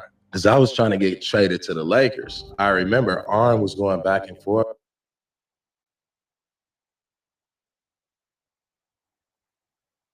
with Charlotte. He was like, look, man, if you draft me, what if he goes overseas? What if he does this? And Paul Silas said, if he there, we're going to draft him. And he going to show his ass up. And so I was like, man, if we could just pull off the trade. And then the Vancouver thing happened with Steve Francis. And like I was trying to get in the mix of that. So I just like start finding out where everybody was going to be positioned. And I start telling everybody. And Rip was like, how the fuck you know? He was the only one who was like, yo, how the fuck you know this shit? And he was pissed. And he did fire his agent. In many ways, shit. No, not at all. He was lying to him. Rip knew. With Charlotte, he was like, look, man. Whole other ball of wax in terms of agents and their ultimate value. Let's take a look here. Staying with the draft, some further perspective. That's wild. The Game of Thrones going on behind the scene. Okay, let's take a look here. Said if they trade Jaylen Brown and he's in the Eastern Conference, let's say like a top 5 or top 16, they got to guard each other. You know what time it is. He won't be getting past JB. JB got to guard him, right? That's fine. That's what I'm saying. They practice every single day, right? That's fine. You know how that looks every single day, right? Listen, no. This is the real game. Oh, okay. See, listen, JB won't be there to save your ass. Yeah, that JB that they need to go do on a dirty way. Yeah, I won't be there to save your ass. I'm guarding you now. Now let's see what all that talk is about. So if you go ahead and let JB go if you won't. It's going to be nightmares for Boston for the rest of their life. I personally don't think Boston new ownership gives a shit. I think they're just doing a salary dump. I think they want to be able to retain a better player. And so they're doing that by also keeping Jason Tatum. They think that Jason Tatum coming back from an Achilles tear will be better than Jaylen Brown. All right. We'll see. I just said if they trade Jaylen Brown and he's in the Eastern Conference, let's say like a top 5 or top 16, they got to guard each other. You know what time it is. He won't be getting past JB. JB got to guard him, right? That's fine. That's what I'm saying. They practice every single day, right? That's fine. You know how that looks every single day, right? Listen, no. This is the real game. Oh, okay. See, listen, JB won't be there to save your ass. Yeah, that JB that they need to go do on a dirty way. Yeah, I won't be there to save your ass. I'm guarding you now. Now let's see what all that talk is about. So if you go ahead and let JB go if you want, it's gonna be nightmares for Boston for the rest of their life. I personally don't think Boston new ownership gives a shit. I think they're just doing a salary dump. I think they want to be able to retain a better player, and so they're doing that by also keeping Jason Tatum. They think that Jason Tatum coming back from an Achilles tear would be better than Jaylen Brown. All right, we'll see. We will see. We will see. All right, let's shift gears to the youngsters coming up through the ranks. Talked about Harper. My pops knows his pops, interestingly enough, small world, being from the tri-state area, from New Jersey. Yes, indeed. Talk about big body.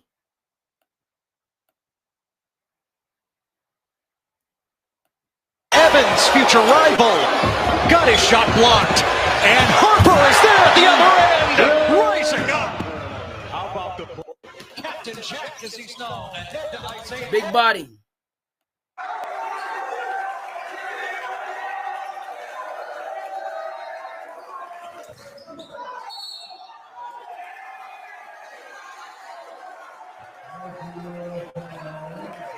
This is the second personal foul. Isaiah Brown.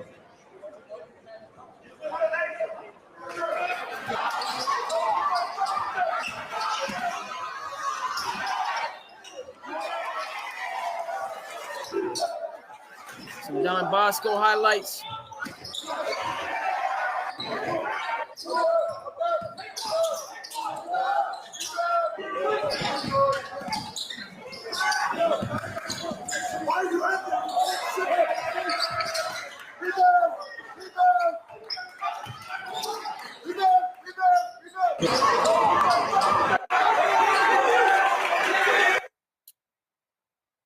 Again, he's Harper. He's bigger. You know, got some highlights of Dad, who people stay on the Harper.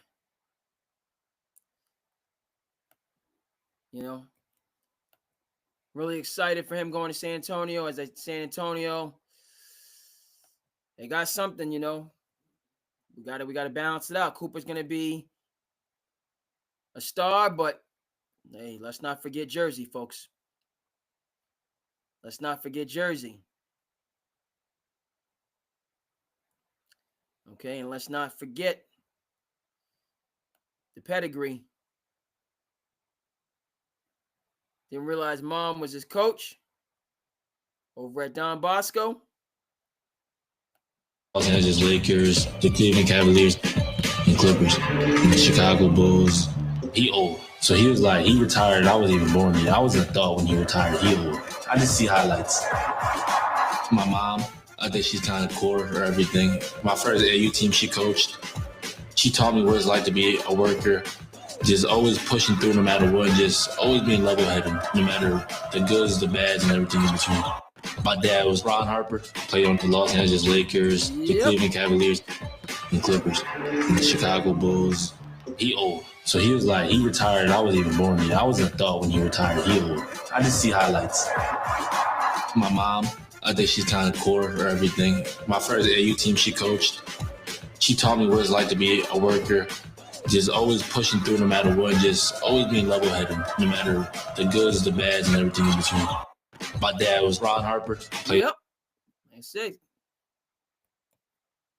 NBA player's son, so has the elite talent, you know, and elite intangibles.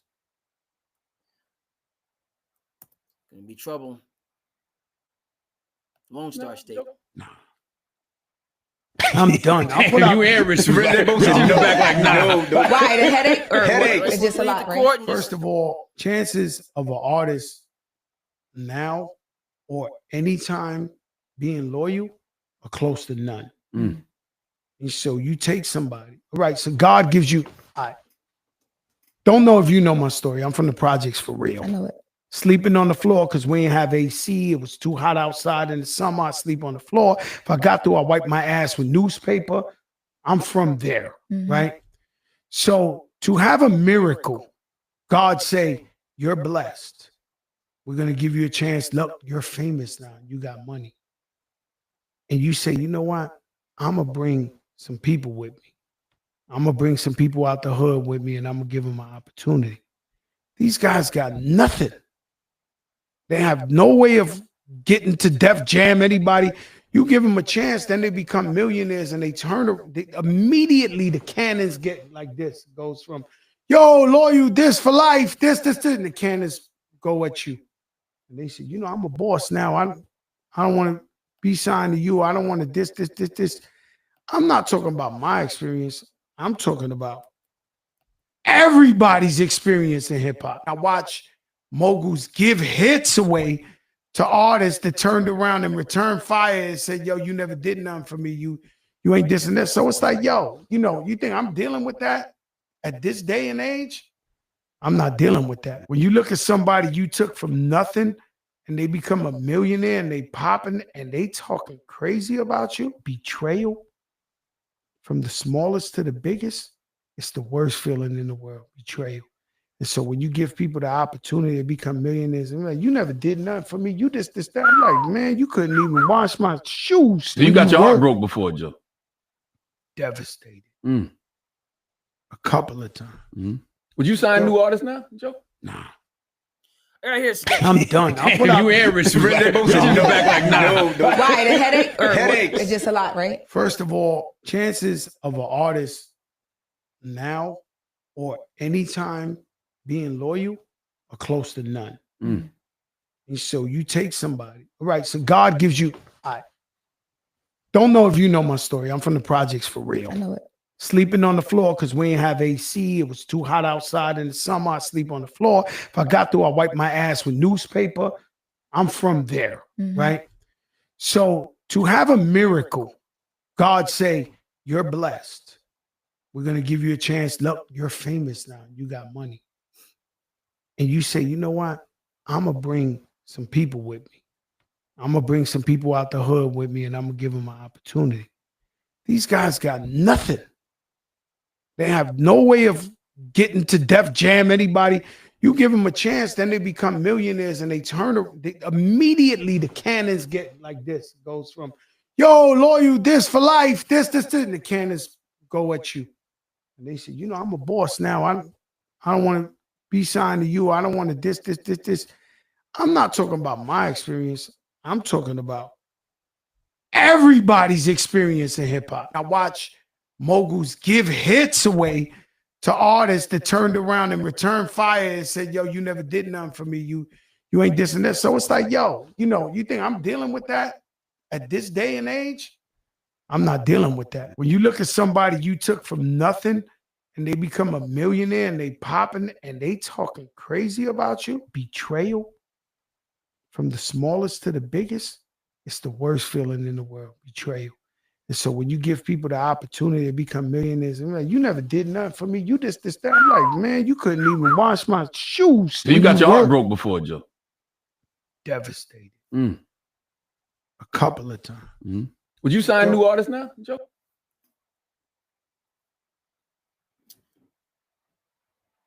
It's a recurring story. But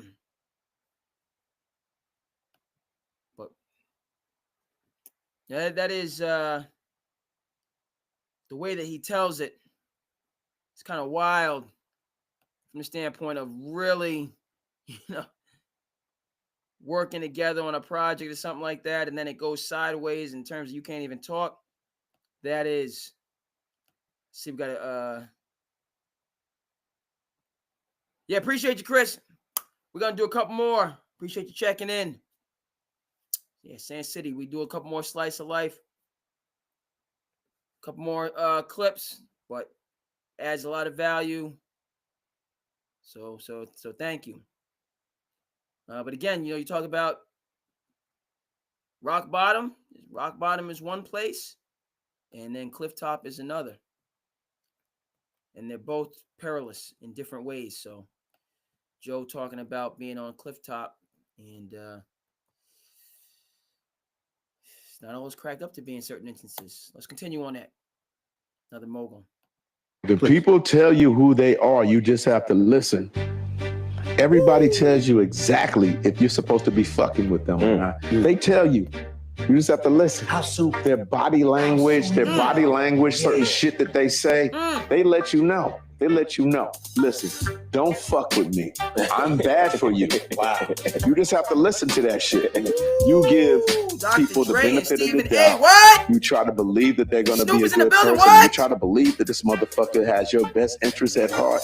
And then it fails every time. It fails every time. They tell you off top. They tell you with their body language or with their words or whatever the fuck, if you should fuck with them or not. And it's your fault if you keep pushing with that certain motherfucker. You don't want to work with nobody who hates on you behind closed doors.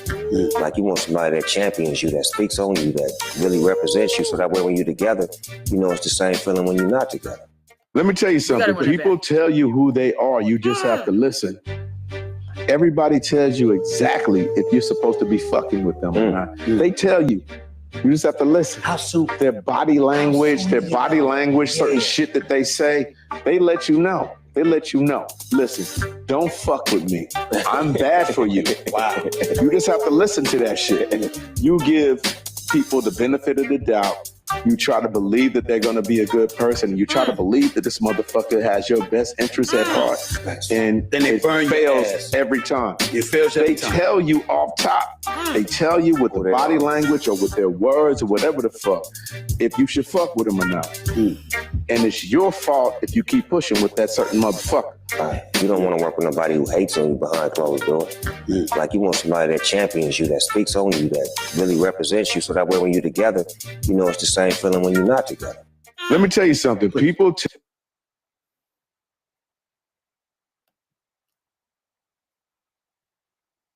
There's a reason that man is a doctor. There's a reason.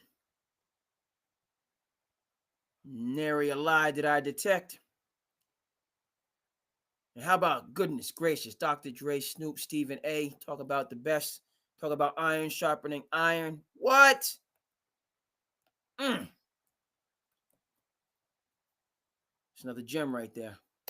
Okay, we're going to finish. Yeah, let's get some positive. Let's get some positive going on. Let's get some positive on the finish, on the conclusion. Let's go. Or the SandCity, really positive.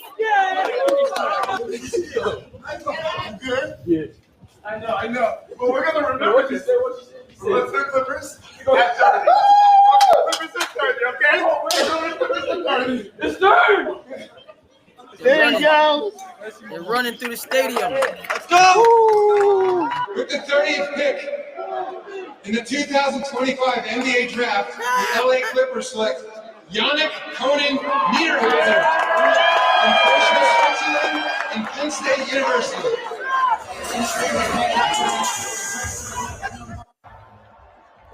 He wasn't in the green room, but they called him up. Speaking of, B. Diddy was talking about the draft day intel.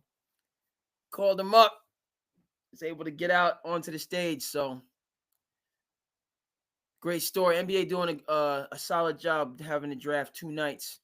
More people get a chance to come down into the green room and be, it just works. Another solid innovation by Adam Silver. Clearly, the NFL has a number of days that they do for their draft. But the NBA, you got so a lot of people, he might be drafted first round, might be drafted the second round. So a lot of folks are there that are not right there in view. So I always get a kick. Christian Braun, a couple years back, did this. He was sitting with him, his family dressed to the nines. They were just sitting in coach. And he ended up getting drafted, so he come out from the stands and come all the way down, that's the journey, from humble beginnings, I don't always, like to push out, to start off those first steps on that long journey. But again, that's the foundation for the sustained success. That is the foundation, versus when, it comes quickly, or it's conferred, given to you, the success. and you don't have those roots, right? It's not the same. It's not the same. It's not as strong of a foundation. So that's a good conclusion. SandCity, it's a beautiful thing. Summertime, so we making it do what it do. What do they say? So I'm gonna make it do what it do, babe. SandCity Sports, folks. Thank you so much for tuning in. SandCity.